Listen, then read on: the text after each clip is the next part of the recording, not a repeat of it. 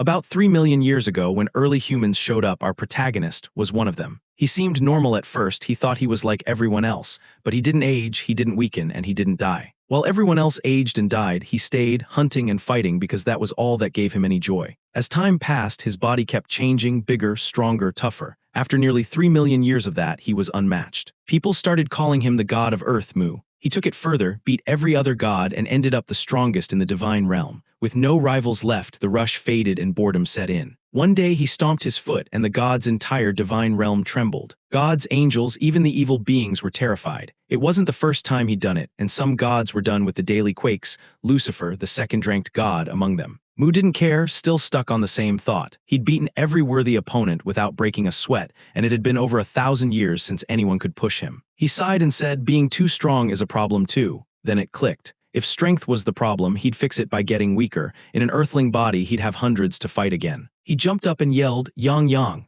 A massive dragon appeared overhead, didn't seem too thrilled to be summoned, and slammed down in front of him, towering many times taller than Mu's throne. It looked annoyed. This was the top god's assistant, Yang Yang. It asked why it had been called, and to its surprise, God Mu just starts walking off and tells him to handle things while he's gone. Yang Yang fires off a spell, Binding of the Absolute, and chains Mu to stop him. Mu only turns and gives him a cold side glance, and Yang Yang immediately shrinks, stammering that he meant no disrespect, but Mu should at least explain, especially with a god's meeting coming up. Mu doesn't care about the meeting and keeps walking, dragging Yang Yang along by the chains like they're nothing. Seeing that won't work, Yang Yang switches tactics, playing the victim, and says if Mu skips the meeting, he'll be the one stuck hearing all the other gods complain about him. Mu snaps the binding, turns, and yells that he's not going there unless Yang Yang agrees to fight him right now. Yang Yang backs off in a heartbeat, decides the complaints are better than getting shredded, and wishes Mu a quick, safe trip. Mu walks up to a small earth floating nearby and touches it. He needs a body to enter, so he listens in on the messages people are sending to the gods.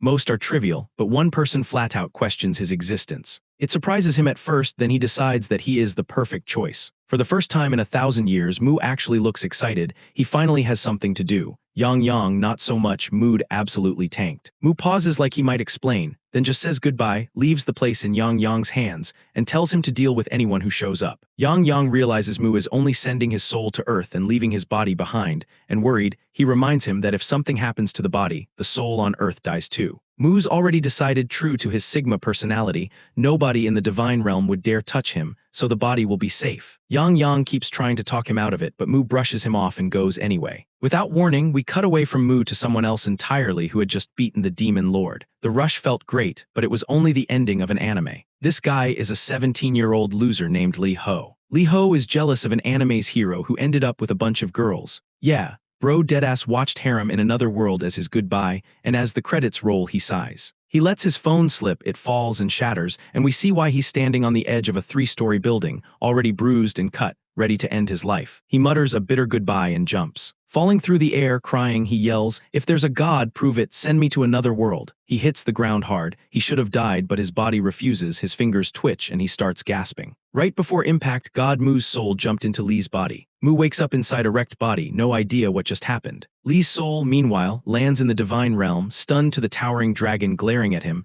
and the dragon looks just as shocked to see a human. A moment ago in the divine realm, Mu taps the little earth floating in front of him. He isn't worried about leaving his body, he's sure no one would dare touch it. His dragon assistant tells him to think it through, but Mu brushes him off and launches his soul toward Earth, swapping with Lee. The instant Mu enters Lee's body, he realizes he's midair, no time to adjust, about to hit the ground. Then Lee's body slams into the ground. The pain is worse than anything he's felt in his immortal life, but the bigger shock is the confusion. Why did this happen the instant he arrived? His hands shake, then go still as it hits him. He's dying. There's no time to fix anything. But this isn't over. Muscles that work on their own like the heart are called involuntary muscles. Mu spent 3 million years training and knows the human body so well he can control everything, blood vessels, organs, all of it. Because of that, a few seconds after flatlining, he forces his heart to start again. It hurts like hell, but he pushes blood through his vessels, fixes his heart, and stops the bleeding. He slowly gets to his feet, and instead of getting angry, he's weirdly happy. Feeling this much pain tells him he made the right call coming here. Then he digs through Lee's memories to see what kind of life he just took over. He heads to Lee's place, his new base, but walking on those weak, wrecked legs is rough, so he uses his hands to help and moves on them to take pressure off. He finally reaches the house.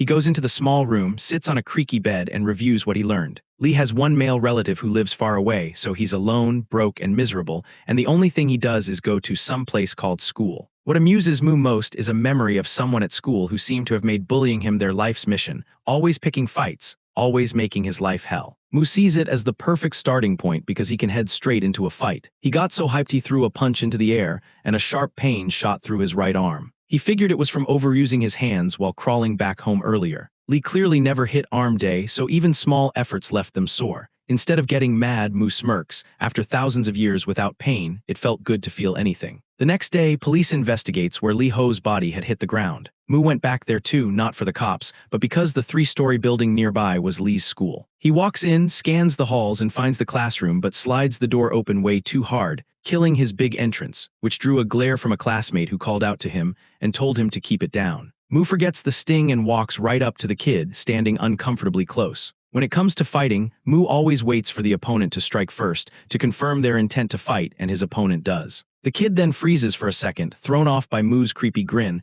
and Mu hits him back, smashing his fist right into his face. Mu asks the bully to confirm it is him, and the bully replies, "What's wrong with you?" and asks if he left his glasses at home or is just too blind and stupid today. Before Mu can answer, he swings and nails him in the face. Blood runs from Mu's nose and mouth, dripping onto the floor. As Mu pulls his hand back, pain rips through his arm, a sharp reminder of his earlier muscle soreness. Their teacher storms over, yelling at them to stop, and the whole class turns to watch. Humiliated, the bully ignores everyone and charges. Mu throws up a guard and blocks his attacks. He thinks he'd have ended this already if his new body could keep up. He even tries to tap into his godly powers, but nothing happens, and that split second of distraction gets him punched in the face again. The bully isn't backing off. Mu's in trouble, no real strength, no kicks, no powers, so he goes with the one thing he can trust. He drops his head, lines it up, and takes the next punch on his skull. The impact cracks the bully's fingers, and the kid screams. Mu moves before he can recover. He grabs the bully's hand and drives his head forward, ramming into his stomach, maybe even into his balls, going straight for the weak spot. The bully doubles over, overwhelmed by the pain, and Mu isn't done yet. He wants to make sure this guy never forgets. Mu raises his head and slams it into the bully's jaw. That did it. The bully lies defeated. Meanwhile, all of his classmates have their phones up, filming the whole thing. Watching the weakest kid in school drop a second-year bully wasn't something they expected. For Mu, this was his first real fight in thousands of years. He'd thrown everything he had into it, and the rush felt amazing. Blood filling his mouth, the painful throbbing, he was fine with it. After so long, the sting of a real fight actually felt good. Now that the excitement fades, he looks down at the unconscious bully like he isn't done, sits beside him, and because the guy pushed him so hard, thanks him. Then he leans in, lowers his head, and bites the boy's ear off and spits it on the ground while the entire class stares in horror. Mu doesn't care what anyone thinks. He wipes the blood from his face and keeps staring at the body. That bite wasn't random. This was Mu's way of leaving a mark on an opponent he actually respected. People would later call those opponents Mu's playthings. Only the strong ones who gave him exciting fights made that list. Back then, being one of Mu's playthings was almost like a badge of honor, a sign you were tough. Mu's mark wasn't about shame, it was recognition. Word spread fast. A second-year bully got put down by the school's weakest kid. The part that shocked everyone wasn't just the loss, they said he basically got neutered. His condition was bad enough that someone called emergency services, and they hauled him to the hospital. Mu watches, impressed by the speed of the treatment. As the ambulance pulls away, he waves, telling his first opponent goodbye, and says he hopes they'd meet again. One of the teachers storms up behind Mu and tells him to come to the office. As soon as they get there, the teacher blows up asking if he's lost his mind and why he did something so reckless to his classmate. He even raises a binder to hit him, but Mu doesn't flinch. He actually looks excited, like he's already thinking about his next fight, and that look makes the teacher freeze. Not wanting to end up like the kid in the hospital, the teacher backs off and skips the punishment. He turns away and tells Mu to bring his parents to school tomorrow. Mu had braced for the hit, however the teacher dismissed him, saying he has to leave school early, every student's dream, and Mu just nods and walks out. On the way to Lee's house, Mu turns it over in his head. Unlike other gods who know everything about their worlds, he doesn't even know what leave early really means. Maybe it just means go back to base. Either way, he decides to use the time to heal and train this fragile new body. His hand is shaking from the earlier damage, and he wishes he could use his godly powers to fix it fast. Mana, the life force people in other worlds call Kai or chakra, lets humans do crazy things, become hunters or wizards, whatever, but not here. Here, he can't rely on it since on Earth there is no mana. Frustrated, he accepts he has built up his body the hard way. He reaches his place and collapses on the bed. Healing will take time and there's not much else he can do, so he decides to jump back to the gods' realm to check on things. His soul snaps back into his original body. Right in front of him, Li Ho is choking Yang Yang, refusing to let it go. Li lets go, walks over, and tells Mu to hand the dragon over, fantasizing about how overpowered he would be in another world with a dragon. Mu isn't having it. He summons a giant hand, grabs Li, and makes it clear he won't be ordered around. Mu ignores his protests and drags him off. He's decided to give the kid a second chance in another world. They arrive at Lucifer's domain, the second-ranked god in the divine realm. Lucifer's focused on his planet Elmer, unlike Mu. Mu strolls straight into his castle without asking. Lucifer's annoyed naturally and shuts them down before they can even explain. Mu doesn't care. He tells Lucifer to open the gate. He's sending the boy to Elmer. Lucifer shoots back, as expected, that Elmer isn't Mu's planet and he doesn't get to decide that. Mu leans in and reminds him who's stronger, saying he can do what he wants and can prove it anytime, anywhere. Lucifer has no choice. He knows he can't win this. Mu steps past him and touches Elmer's surface. Lucifer blurts out that this is forbidden. If a god touches another's domain, an unbreakable barrier will trigger, and sure enough, the barrier appears.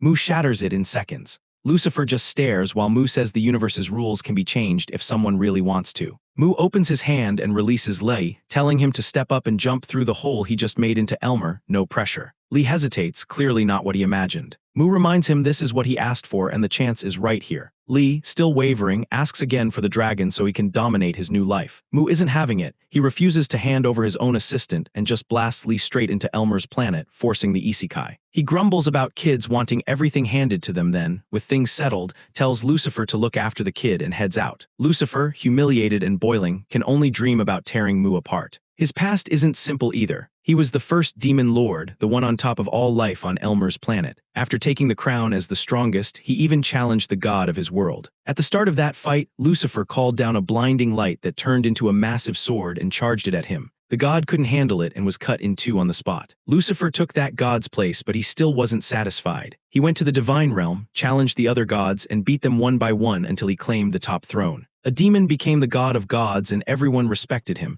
He was glazed by everyone. But it didn't last. Mu showed up, crushed him in front of everyone, and shattered that image in a single day. That day, Lucifer swore he'd get revenge, saying Mu was a human-born low-life. Now, while Mu rides his dragon back toward his domain, he has no idea a demon sent by Lucifer is tracking him from the sky, waiting for a chance to strike. Lucifer's preying on Mu's downfall. Back on Earth, the bully from Li's school wakes up in the hospital, still raging and wanting Li dead. He grabs his phone, hunts through his contacts, and calls someone tougher to finish the job. Across the city, Kang Chial Hyung, the youth middleweight boxing champ, is pounding a heavy bag when a loud ringtone cuts in. He stops and looks over as a blonde guy walks in, says it's his phone, and answers. That blonde guy Guak Chial Hyung, a boxer with 2 years of experience. The bully goes straight to business. He tells Guak Chial Hyung he'll buy him a new phone if he does him one small favor. Hyung accepts the deal immediately. Next day in class, the bully strolls in like nothing happened. The room goes quiet, everyone staring, then the whispering starts, people talking about how the guy who used to push others around looks pathetic now. He tries to ignore it, but when the jokes turn into people saying he got neutered, he snaps. He slams his backpack on the floor and yells he can still take them all,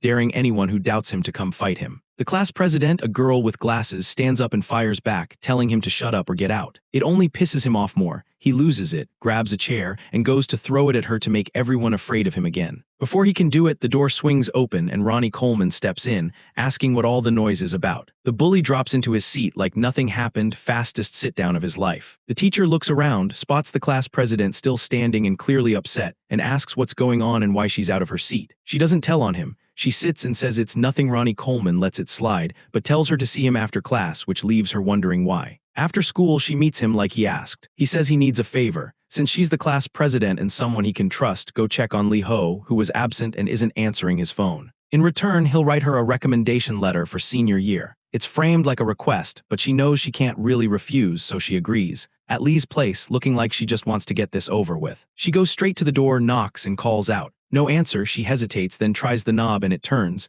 The door's unlocked, so she steps inside. Li is lying there in a filthy room with bugs everywhere. He looks lifeless and the shock hits her all at once. She screams. Thinking Li was dead, she grabbed her phone and called an ambulance because what else was there to do? As Li lays still, his body suddenly twitches. Mu has returned. He opens his eyes, totally disoriented, trying to understand where he is and how he got there. He feels something on his hand, looks down, and sees the IV line feeding him some kind of nutrient serum. He studies the tube. He can tell something is flowing into his veins. He realizes it's nutrients, feels his body soaking them up and speeding his recovery. It isn't magic, but the effect is decent. The girl sitting nearby notices he's awake. His creepy smile made her think he wasn't all there, but she still asks what happened. Before he can answer, she grabs her bag and says she is heading back to school to report everything to Ronnie Coleman like he'd asked. Moo sat up and tried to stop her. He didn't know who she was, but he figured she was the one who helped him recover so fast. He wanted information. He yanked out the IV, kept his usual creepy smile, and asked if she knew a place where he could train and get stronger. Since he's broke, she suggested a simple outdoor gym at a nearby park. Moo went straight there and got to work, no warm-up, of course.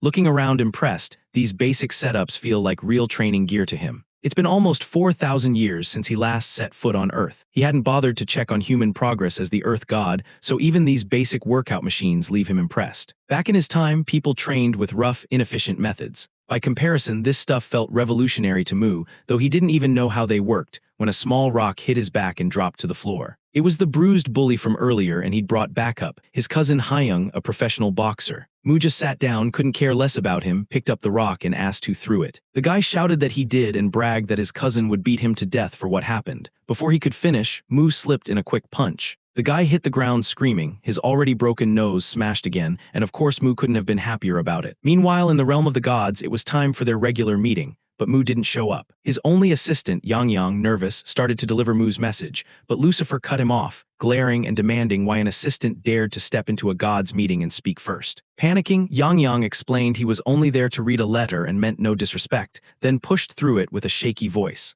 As usual, Moo wanted to be notified if anyone found a worthy opponent for him. That was it. Lucifer slammed the table. As the second most powerful god, he was done with Moo doing whatever he wanted, skipping meetings and ignoring everyone. Lucifer wasn't wrong. Most of the gods agreed but kept quiet. Lucifer said the meeting existed to keep their worlds stable and safe. Then the archer god, third strongest, agrees that if anything unusual came up, they'd have to handle it like they always do, same as always. Lucifer slams the table again and yells that Moo treats everything like a game and is pushing their worlds toward collapse. And on the rare times Moo steps in, he says, it only makes things worse. To prove it, Lucifer turns to the Cyclops god, the ninth-ranked deity, and asks if he remembers what Moo did 1,000 years ago when the Cyclops planet was about to be destroyed. A massive void creature, as big as the planet and able to swallow it, had started ripping it apart. Then something blasted straight through it and split it into two pieces, of course. Moo, grinning with his face flushed, happy to fight, killed the thing in an instant. Lucifer uses that to argue the aftermath was on Moo, and that if he'd worked with the other gods instead of charging in alone, there wouldn't have been casualties. Lucifer says they can't keep letting someone unfit for godhood gamble with their worlds. On the other side, Yang stays quiet, unable to defend his lord, and just prays for him to come back before this gets worse. Back on Earth, the beaten guy starts making noise again, warning Moo that his boxer cousin will make him pay. The cousin is intrigued. He saw how fast Moo moved and punched earlier, so he asks if Moo does any sports or martial arts. Moo shrugs it off and says he doesn't play sports, he just wants to fight. That makes Hyung write him off as a cocky, dumb middle schooler. Hyung squares up and says he's ready. He decides to start first, moving in fast to see if this guy is all talk, and cracks Moo in the face with a sharp opening punch. The hit lands clean, but something about Moo throws Hyung off. As a boxer, Hyung finds it weird that Moo didn't move at all, even though he clearly saw the punch coming from the start. Moo never dodges the first hit. Taking it is his way of starting the match. With that unsettling grin, Moo yells, "Is hand-to-hand combat your specialty?" Hyung seems uneasy. Then Moo mirrors Hyung's stance and rushes in.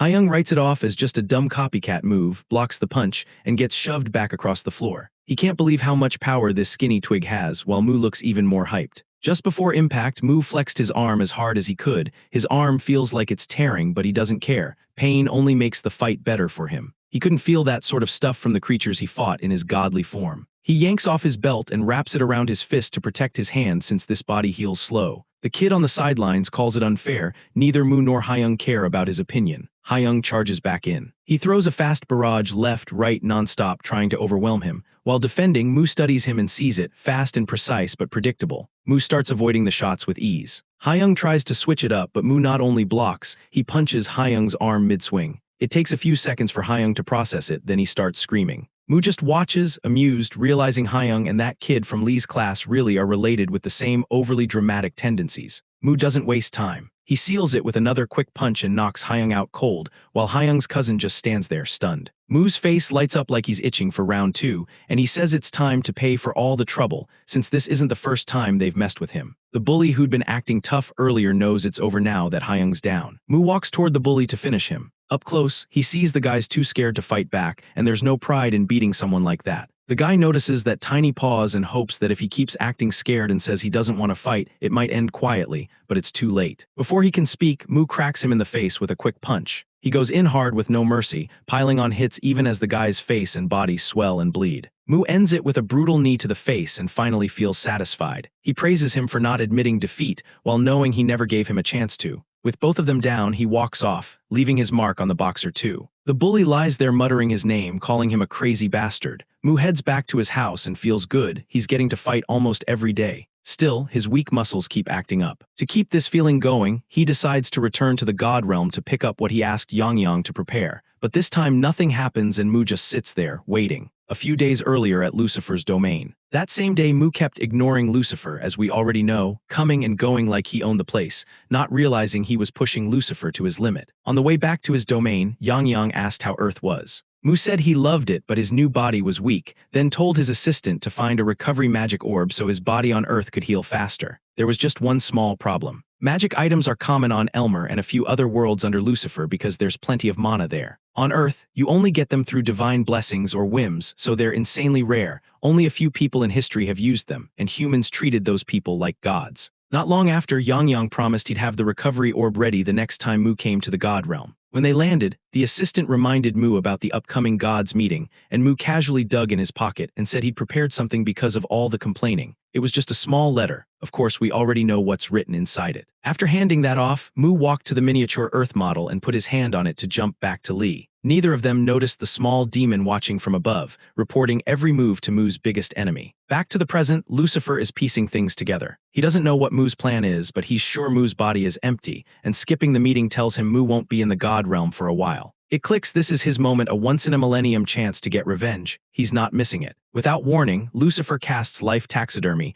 no villain speech to remove the one obstacle between him and Mu. Purple, spear-like lightning forms over Yang Yang, but he reacts fast. He jumps back and dodges every strike in a blink, his look snapping into a serious one. Ready to fight, Yang Yang steps up and demands answers. What's this supposed to be? Lucifer, are you really declaring war on Mu, the god of Earth? Lucifer, confident now that Mu isn't around to interfere, floats up and says he'll personally kick Mu out of the seat of divinity. He knows what that means and doesn't hedge. It's an official declaration of war. Yang Yang doesn't wait. He compresses his fire breath into a tight beam and fires it straight at Lucifer. Lucifer slips past it easily. The blast whips around the god's realm and detonates on the far side with a huge explosion. The archer god throws up a defensive aura to cover the other gods at the meeting. Lucifer doesn't even move or defend. Seeing his first strike did nothing, Yang Yang triggers his ultimate polymorph release. His whole body grows and changes, and he's going all in to protect his master. The archer god sighs and decides she's out, saying this place isn't fit for a proper divine meeting anymore. As the archer god drifts away, Lucifer calls after her and asks whose side she's on. The archer god keeps going and says she's neutral, neither for nor against. Lucifer says he's fine with the archer god staying neutral,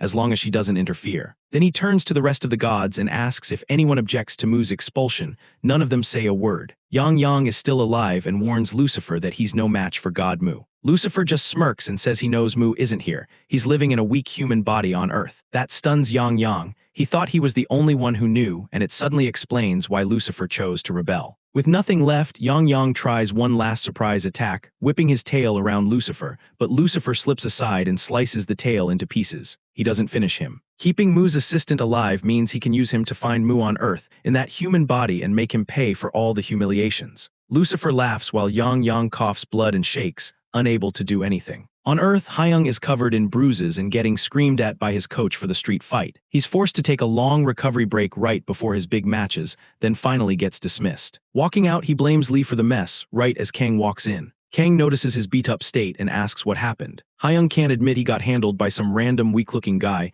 and since Kang is one of the best boxers in the country, he decides to put up his best acting skills and starts lying, saying he stepped in to help his brother who was being bullied, and the bullies ganged up and beat him. Kang walks past without reacting, tells Hyun this is on him and to be more careful, especially before his matches, then leaves. He's about to go when Kang calls. By the way, Kang actually believes him and asks who did this to him. Mu is still wondering why he can't get back to his real body. The only reason would be that his body's badly damaged, but that doesn't sit right. He has Yang Yang guarding him, and still his body shouldn't be easy to harm. Then it hits him. What if all the gods joined up and attacked? He jumps to his feet. If that's true, he needs to move now. But he has no idea what to do, which just makes him angrier, furious at the thought of those gods taking cheap shots when they wouldn't face him one-on-one and his pillows catch all of the heat. In his head he swears that if he gets the chance, he'll make stew out of them. He then forces himself to calm down. He reminds himself Yang isn't someone who goes down easy, even against a group. If he can't do anything about his original body right now, he'll focus on this one. He heads back to training, he works his abs for the first time, they feel like they're on fire, and somehow that makes him enjoy it more. People around him stare, pretty sure he's lost it. In the middle of his workout, someone suddenly calls his name, he loses his grip and hits the floor hard. It's the class president and she's annoyed because he hasn't shown up to school for days. They move to a quiet bench. Mu shrugs and says, "Why would I go to school? I can't train there." She asks why he trains nonstop. He says it's simple, to get stronger. She asks why he wants to be stronger and he grins, so he can fight better and take on bigger opponents. From there he goes off, ranting for hours about fighting and training, and she just sits there and listens, thinking he must be insane. Then she changes her approach. What's the point of training so hard if there's no one to fight? Just come to school, meet people, start some conflict, you'll have plenty of opponents. She walks off. Mu has to admit she has a point. After what he did to those bullies, they won't go near him. For the first time, he actually considers going to school. Right then, a guy in a mask shows up behind him and calls his name out. Mu doesn't answer, he knows exactly what this is. He looks relieved finally and turns his head, already bracing for the first hit. Earth is the best, he says. Back when Kang was 15 and getting good at boxing, his sister was a ballerina, Kang supported her any way he could. Everything was fine until a creep started stalking Kang's sister. His obsession got worse, and one night he followed her into a quiet alley to make his move. Kang happened to be nearby and dropped him with a surprise hit before he could do anything. Because Kang stopped him before an actual crime, there wasn't enough evidence, so he was released. The stalker came back angrier. Kang showed up again and stopped him, but this time he was too late to prevent everything. His sister's leg was badly injured and her ballet career was over. Kang blamed the law for failing her and decided he couldn't trust it anymore. He began working as a vigilante every night. Whenever he saw a gang looking shady or someone with the potential to commit crimes, he stepped in. He didn't see it as pointless violence. To him, it was justice. Back in the present, Mu took Kang's preemptive punch without resisting, but he could tell it was light. Either way, Mu didn't care. He had his signal to start the fight. Kang wants to interrogate Mu, but he isn't interested in explaining anything. He brushes off Kang's questions and tells him to stop talking and get on with it, which only ticks Kang off. Mu keeps his guard up like a pro. Kang throws punch after punch, but Mu slips every one of them. Kang tries a boxer's trick, flicking a light right to block Mu's vision and planning to blast him with a heavy follow-up, but Mu reads it and blocks that too. That's when Kang realizes this isn't some loudmouth. Mu actually knows how to fight. He starts picking at Mu's weak spots, then finds an opening and buries a shot in Mu's side. Kang steps back to talk, saying he's targeting the injuries on purpose because there's no mercy in judgment. Mu laughs through the pain. It makes Kang even more furious. Mu knows Kang's on another level, and in Lee's body he can't win. But he won't quit. He cannot miss this opportunity to fight. He remembers one of those rare times he was almost overpowered. Even then, he didn't regret it. He wanted the win, so he forced himself to calm down, shut off his emotions, and study every movement. Back then, Mu landed a few clean shots on that giant monster, but they barely did anything. He knew he was outmatched, kept his cool, and looked for openings anyway. It kept him alive. He lost and barely got out alive, but he kind of enjoyed the rush of slipping through danger. First step, he tried to go blank-faced. That deadpan look on top of his already ugly face ticked Kang off like Mu was mocking him, and it pushed Kang over the edge. Kang charged in to end it, Mu backing off and dodging as punches flew until his back hit a tree. He dug his foot in and kicked up dirt, but the guy had protective glasses. If anything, it just convinced Kang even more that Mu was some criminal who needed a beating. Mu, with his goofy-looking face, dodges every punch. Kang tries to appear behind him for a blindside, grazes Mu's chin, but Mu doesn't care. His plan is working, and Kang isn't as focused as before. Mu picked up on the big difference between the fights in the previous world and his current fights. Kang was way more aggressive, not defensive like people back in the day. Mu figured the ground was the key. Back then, people had to be careful due to uneven ground, but with the evolution of footwear, people became more aggressive, which is why he'd thrown the dirt, not to tag Kang's face, but to scatter grit and small rocks everywhere, messing with Kang's footing. He wants Kang to move recklessly and step on the dirt and small rocks he scattered before. Mu gets what he wants. Kang steps on a small rock, loses focus, and opens up. Mu bursts in, aiming for a vital spot, but midair he realizes his arm won't respond after all the blocks he took. He switches and drives his elbow instead, landing a heavy shot. Mu can't help himself and starts mocking him, laughing at how Kang missed. But while he's busy trash-talking, Kang swings his weapon and crushes Mu's leg, dropping Mu to his knees. Kang decides he'll make Mu unable to ever laugh again. Right before the hit, Mu knows he's lost. He closes his eyes and braces, wondering if after almost 4,000 years he's really about to taste failure again. Just then something flies in and smacks Kang in the face. Kang looks around for the attacker, then hears a voice calling Master and getting closer. He can't risk being seen. He throws on his sweatshirt, pulls up the hood, and sprints before anyone shows up. As he disappears, a small lizard-like creature steps out and calls. Mu looks over and sees it. This little monster is calling to him. He recognizes it. Lucifer took Mu's godly body and sealed it inside an unbreakable barrier, so Mu's soul can't return. However, there was one small problem. He couldn't just walk into Earth to finish the job. The only way was to get Yang Yang to reveal how to reach Mu's planet. He promised that if he helped him get to Earth and take out Mu, he'd make the dragon the new god of Earth. Yang Yang just whispers so quietly Lucifer can't hear. Annoyed, Lucifer tells him to speak up. Yang Yang finally talks, points at the barrier around Mu's body, and asks if it can also stop attacks. Thinking he wants to rescue Mu, Lucifer brags that nothing can get through, calls it invincible, and tells him to give up and join him. Then the place starts getting brighter. Lucifer turns and sees Yang Yang's body glowing with energy. Yang Yang yells that he's going to self-destruct. Before Lucifer can react, the castle blows apart. The blast is so huge it burns an entire side of the god's realm. Yang Yang used all of his strength on that one hit and shrinks back to his weakest form, then bolts, knowing the only safe place left is back with his master on Earth. But Lucifer isn't letting him go. He bursts out of the dust, furious charges after him. Before Yang Yang could get away, Lucifer summoned a magical spear and hurled it with everything he had. The spear barely missed, and the Yang Yang leaped onto the miniature Earth, popping out in Earth's sky. Turns out fate dropped him right onto Kang's face. That's all he remembered, and after he explained it, Mu went quiet thinking. Mu wasn't sad as expected. He was furious at Lucifer, swearing that if he ever got his original body back, he wouldn't let Lucifer live another second. Then Mu's anger flipped to excitement as he realized he finally will have a chance to fight Lucifer again. Mu jumped out of his bed buzzing with energy, but he knew he couldn't beat Lucifer in this body. The only option was to work harder and make Li's body stronger. Problem was, Li's body was so wrecked that even throwing a light punch at the air made everything feel like it was breaking.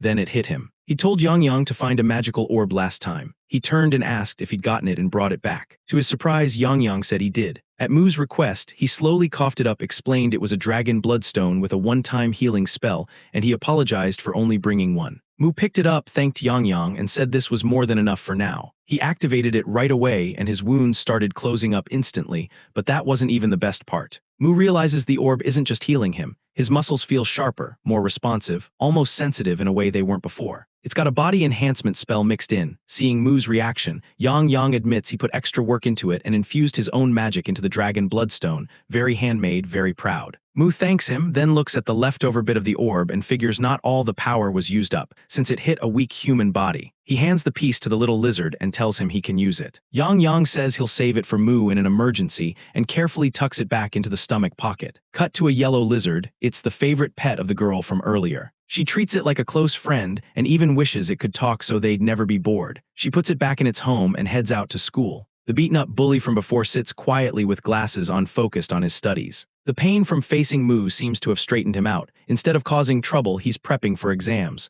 Mu makes his usual entrance and asks if he wants another round. Before the guy can answer, the president girl shows up behind him, acting all surprised that Mu actually came to school after being gone so long. Mu says he only came because she talked him into it, then adds, of course, he's really here to find someone to fight and beat. His look and his words make her wonder what he's planning this time. She just tells him good luck, choosing peace today. Down on the floor below, Kang and a girl from his class chat about what's been happening. She fills him in on the second year who got humiliated recently and starts laying out the details. She says he beat his bully so badly the guy passed out and went to the hospital, and if that wasn't shocking enough, he even tore off the guy's ear. After that, people started calling him neutralization. Kang listens, interested. School ends, they head for the exit while she keeps dishing details, how the victim looked, the torn ear, and how Mu's behavior that day seemed off. Kang finally connects the dots. The nerd she's talking about is Li, but it's already done, so Kang decides to let it go for now. On his way home, he unknowingly takes the same route as Mu. Mu's annoyed that the day was so boring.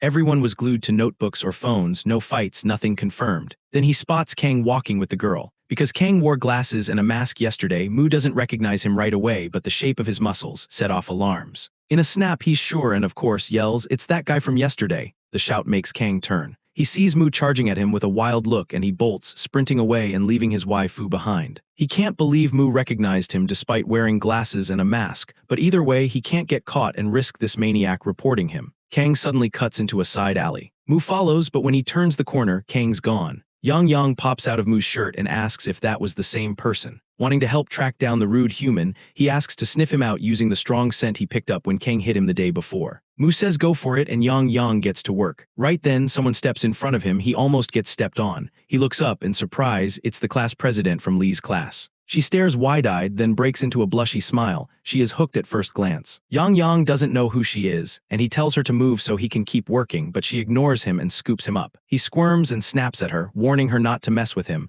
wishing he had even a little magic left to break free. He sees her as a nuisance, but she's just fascinated that a lizard is talking. To her, he's the cutest thing ever. He finally spots an opening, bolts out of her hands, and hides behind his master. He apologizes for failing because of the girl and blames it on losing his power. The girl comes over with a serious face and asks if that tiny creature is his friend. Mu goes, friend. Yeah, you could call it that, a very obedient one. She introduces herself as Kim Yujin, and it's obvious she's jealous that Mu has a talking, well-behaved rat. Mu can read it all over her face, even if he's not sure why she's so stunned and envious. He offers Yang Yang to her and says if she wants, he'll lend the little guy to her for a bit, in exchange for some information. She lights up at the offer. Trading a little info is nothing. Mu doesn't wait for an answer. He grabs Yang Yang by the neck and hands him over, saying, take him. Keep him as long as you want, but you have to help me find someone. Mu casually tosses the little guy toward her, and he lands right on top of her head, and Yang Yang can't believe his lord just sold him out like that. Mu heads off, telling Yang Yang to stick with Kim for a while and come back on his own later. Yang Yang tries to ask where his master is going without him, and Mu tells him he is going to the Sansujang at Kim's house. Yang Yang is, well, a little awkward. He sighs, introduces himself, and offers a tiny handshake. Trying to keep it professional, by my master's orders, you'll be working with me from now on. Kim is thrown by the tiny lizard, but the way he talks makes her heart skip for a second. By your master, do you mean Li Ho? She says she's willing to cooperate, then grins and adds, by the way, I'm the president of my class. Yang Yang asks what's a president. Kim explains, basically the class leader, and I'm ranked first in my grade. He realizes that's why his master picked her. She must be strong. Wait, so Lord Li Ho isn't the leader of your class? Kim pauses, thinks it over, and says, Li Ho, he's not even average. Honestly, he's near the bottom in everything. Yang Yang freezes, stunned. Then the tiny lizard blurts out in disbelief, sweating and flustered. He can't believe it, but he insists his master is the strongest in the world, stronger than any god. He puffs himself up, telling her to do everything she can to make his master even stronger. Kim takes it as the little lizard's wild imagination and sweet talk about his master, and she agrees to help, but only if he visits her often. He'd already planned to use Kim to get information about what's happening on Earth. He agrees without hesitation, and they make a deal. As a loyal servant, he's ready to do anything to help his master take back the title of the strongest. Meanwhile, Mu is training with his newly strengthened body. As the sun sets, he jumps down, looks himself over, and feels good. He recovered faster than he hoped, and his strength has substantially increased. He throws a random punch, this time at an iron rod, and the result satisfies him. For the first time, his hand doesn't even hurt. He grins, then the smile fades as he came out here hoping to run into Kang. He decides to head back, figuring he'll have a better shot at seeing Kang at school soon. Mu's sweat reeks, and while luckily no one's nearby to catch a whiff, by the time he wanders into Kim's neighborhood, the smell is strong enough to hit Yang Yang's sharp senses. The little lizard is at the girl's PC, then Dragon's senses kick in. He knows that smell. He jumps down, waves, and yells, that's it for today, as he bolts out bounding over rooftops and walls like an excited dog, following the trail straight to Mu. He lands on Mu's shoulder. Mu looks surprised as Yang Yang greets him and proudly says he finished what he thought was his mission. Yang Yang babbles that he even found a royal assistant who swore loyalty to Mu,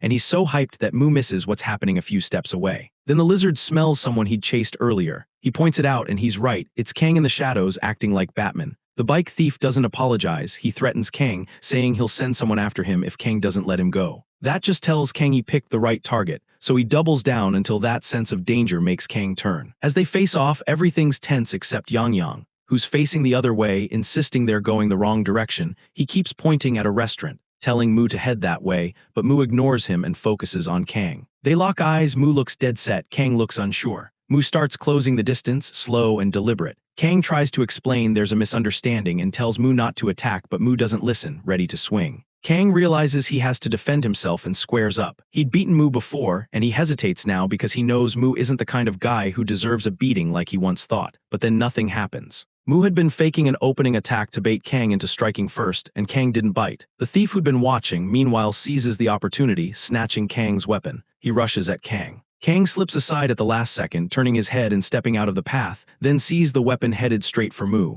Mu takes the strike. He could have dodged or blocked, but he didn't, which told him everything he needed. Mu hits back right away, a hard kick to the thief's stomach, popping the weapon into the air, and Mu caught it before it hit the ground. Mu isn't done. He keeps pounding him, sometimes using Kang's weapon until the thief collapses. That satisfied grin fades fast. Mu realizes these one-sided beatdowns aren't fun, there's no challenge. He thinks back to when he first hit Earth, fighting Lee's bully and Hyung. Those were real matches. He decides the only opponent that matters right now is Kang, not this ugly guy. He looks around, but Kang's gone. A moment ago, Kang rushed off, while wondering how that crazy guy Mu keeps finding him. Meanwhile, he didn't spot Yang across the street, accidentally kicked the little guy while running off, sending it flying. A little later, Kang gets home. He steps in, flicks his shoes off, and can't stop replaying Mu's freaky face, always ready to scrap with anyone. His sister comes in right then, teasing as she yells, "The prosecutor has arrived." Kang Hyuna switched careers after that stalker case and became a prosecutor to go after cruel criminals. Same goal as Kang, different path. She shoulders past him and goes, "How dare you block a great prosecutor's way?" Annoyed, Kang warns her not to make him use his powers. Hyuna heads to change, then calls out for him to make ramen for both of them. Kang thinks back to the day she got hurt. The only thing he feels when throwing a punch is anger, but it wasn't always like that back then when he first started boxing. Even he enjoyed it. Next day, while everyone else heads to school, Mu does too. No backpack, no books, just Kang's weapon in hand and Yang on his shoulder. The little guy looks wrecked, mumbling apologies for blowing it last night,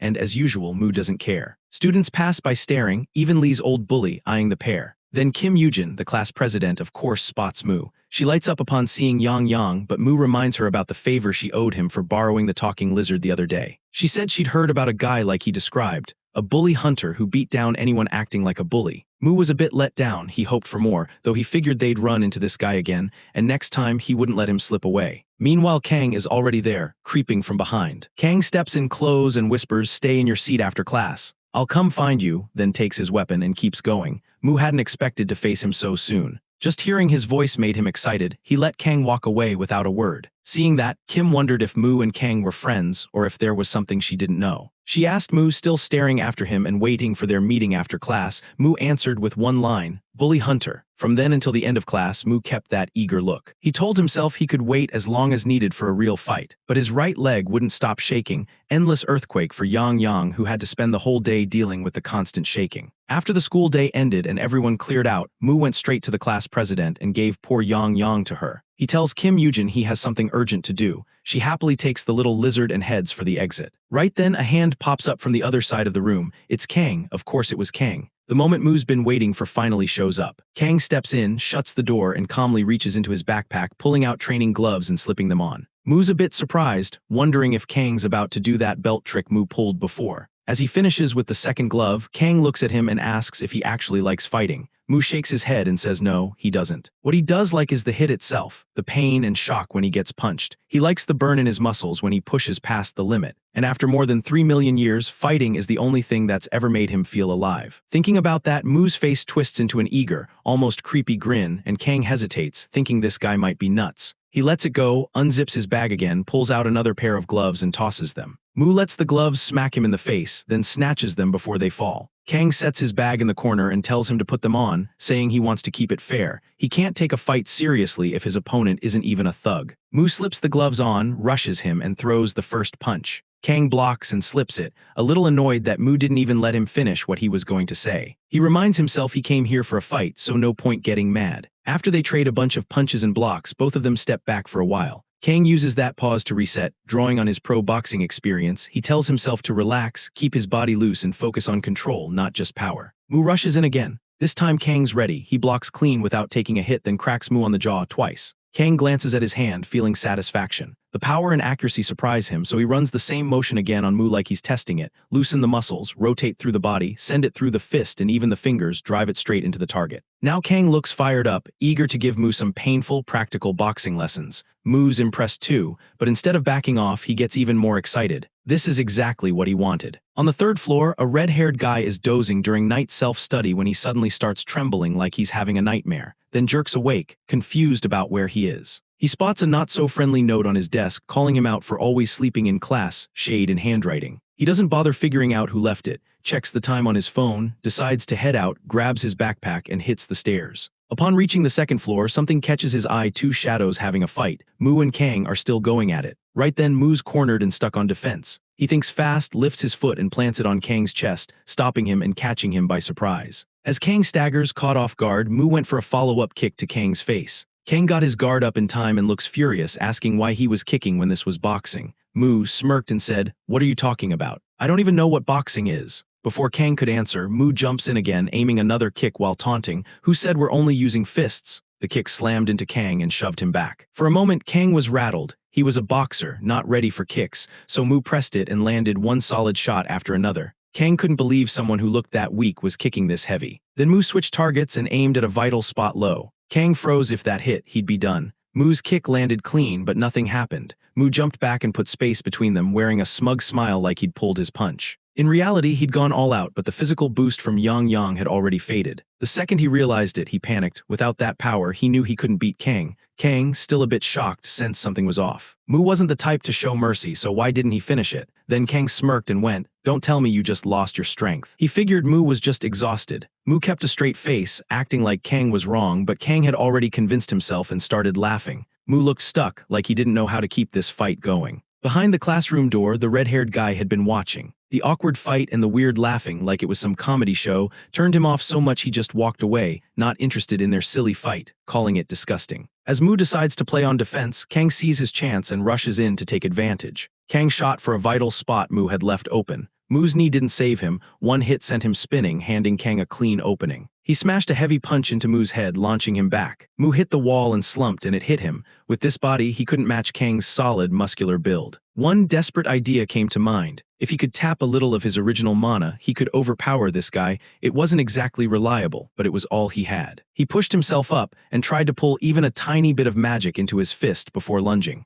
Kang caught the punch midair like it was nothing and gave him a smug grin. Then Kang suddenly felt something odd and instinctively glanced behind him to see what it was. Mu didn't waste the opening and drilled a punch into his face. He grabbed Mu's other hand right after, ready to shut it down, when that feeling hit again. He turned to check it and Mu took the opening again, this time using his most reliable weapon, his head. The headbutt slammed Kang backward. He crashed into the classroom door and dropped completely out. Mu stood over him, trying to figure out whether his mana plan had actually worked, or if he was just imagining it. After a moment he realized he'd actually condensed air using the method since there is no mana on Earth. Cool as that was, he was more focused on what he wanted to do. He leaned in ready to do the ear thing he's done to others when Kang suddenly snapped awake, saving his ear for another day. Kang shoved Mu away and staggered up, still dizzy. He admitted he'd underestimated Mu and said he lost, but he wasn't giving up an ear. He looked like he wanted to mention something, yet with his nose throbbing and his head spinning, he couldn't string a sentence together, so he muttered an excuse and belayed fast. Watching him go, Mu looked disappointed. Adding Kang to his list of playthings wasn't happening today. A while later at Kim Yujin's place, Yang is about to depart with a bag twice his size, already sweating. On the way home, he spotted Kang in the distance, woozy and holding his busted face. He recognized him instantly, the guy who'd kicked him earlier for no reason, so he dropped the bag and launched, aiming a headbutt just like his master had done. But Kang, even dazed, saw him at the last second and swung, smacking the poor lizard midair. For a moment Kang just stood there, startled and confused,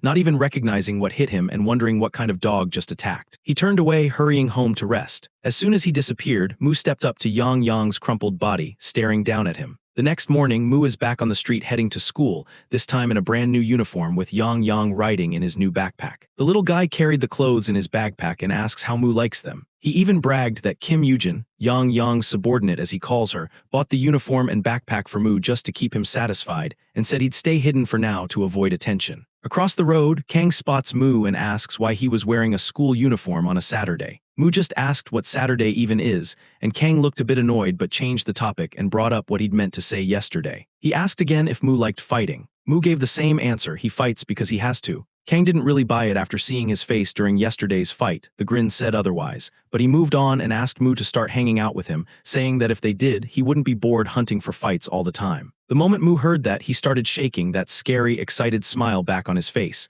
Kang didn't need a reply, the answer was obvious. Then Mu blurted, "Take me somewhere I can fight right now." Kang then said he didn't mean now, he meant another time. From inside the bag, the Yang kept watch, plotting how to get his revenge for losing to Kang twice. It's Friday morning at Jairogi High, not Mu's school. A student stands guard at the restroom door blocking everyone. Inside, a big guy asks another student about how much he'd made. It was the same thief Mu beat up the other day. Shaking, the kid pulled out some cash and said it was only 20,000 won. The big, introduced as Yangzhou, blew up, saying it wasn't close to what he asked for. The thief complained that Kang got in the way and he could have made more by selling the bike. Hearing Kang's name, Yangzhou lost his cool, punched the wall, and ordered the guy to call everyone. On a Saturday evening, Mu and Kang are walking together. Kang thanks Mu and admits he used to fight in blind rage. After meeting Mu, he realized he could enjoy fighting. Mu told him then to fight him now instead of wasting time looking for random weaklings to beat up. Kang said he wasn't going to fight Mu now, but he promised they'd be bound to have a fair rematch soon. As he talked, Mu noticed smoke in the distance. Kang saw it too and said it smelled like cigarettes, so many at once the smoke was thick. Kang slipped on his mask and glasses, figuring their first target tonight was up ahead, moving in without hesitation, using the haze to sneak closer without being seen. Two guys were posted at the front, talking, with more lurking deeper in the alley. One of the front guys spotted Kang, figured he was just passing by, and told him to hand over his wallet. That was all Kang needed. He knew he'd found the target, so he punched the guy in the face. The other thug recognized him as the bully hunter and shouted a warning. More people were revealed down the alley, and Kang realized there were at least 5 more, and he called Mu over. Mu already stands ready as ever with his sweater over his head to hide his face. Kang charges first, yelling for Mu to follow, but Mu same as always can't start unless someone hits him first. The guy Kang had punched grabs Mu's leg and asks if he is with him. That was good enough for Mu. He counts it as a pinch and jumps in. A few minutes later, all the thugs are down. Mu is annoyed at how weak they were, noting their below-average respiratory systems. Kang then spots a small bag, picks it up, and gives it back to the victim, the red-haired girl from his school he likes. Before Kang could say anything, more guys showed up. The gang was here because one thug managed to message they'd spotted Kang, and they are here to punish Kang for messing with their so-called work. Kang decides it's time to get serious and pulls out his weapon. Mu's look flips to excitement when he realizes the fight isn't over. The real fun was just about to begin, a full-on brawl, his favorite kind of fight. Mu blasts through the group, dropping them one after another, then a heavy slap cracks across his face.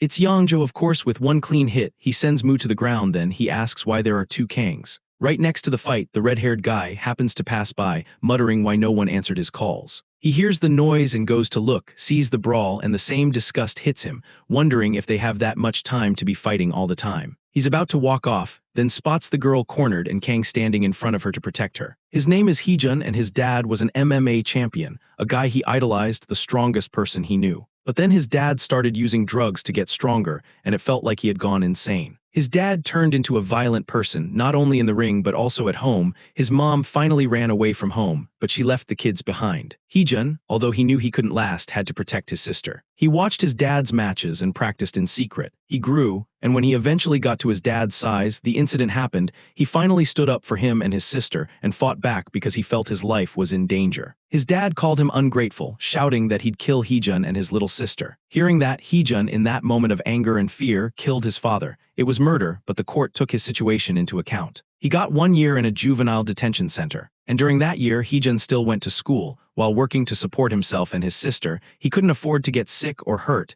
and treated his body like the only thing keeping them alive. That is why watching guys like Mu and Kang throwing themselves into careless fights always disgusted him. Heejun would never act like them, but now that he has seen his little sister, Daljun, being cornered, he knows he has to fight, which he never does unless there is a threat posing to his or his sister's survival. While Yangzhou stood there, still confused about why there were suddenly 2 Kangs, he didn't notice Heejun coming up behind him. Heejun comes out of nowhere and hits a weak spot, making Yangzhou drop to his knees. Heejun then grabs his head with one hand and slams him into the ground, putting the big guy down. While Yang keeps yelling for his master to wake up, Heejun steps on him, while getting by as fast as he could to reach his sister. Poor Yang doesn't even do anything and still always ends up beaten. Kang notices Heejun, dropping the bullies like they are nothing. With only 2 thugs left before they can react, Heejun grabs their faces and smashes them into the walls. Then he stops in front of Kang, staring him down, and says they'd crossed a line. Panicking, Kang starts to explain why he was there, but when Daljun yelled for her brother, Kang turned around, surprised because he didn't know she had a brother. Before Kang could process it, Heejun moved in. Just in time, Kang's reflexes kick in and he counters. Heejun slips past it, and instead of striking, just plants a hand on Kang, shoving him back. Heejun grabs Daljun's hand, telling her to run with him, and then they take off. She drops her wallet without noticing,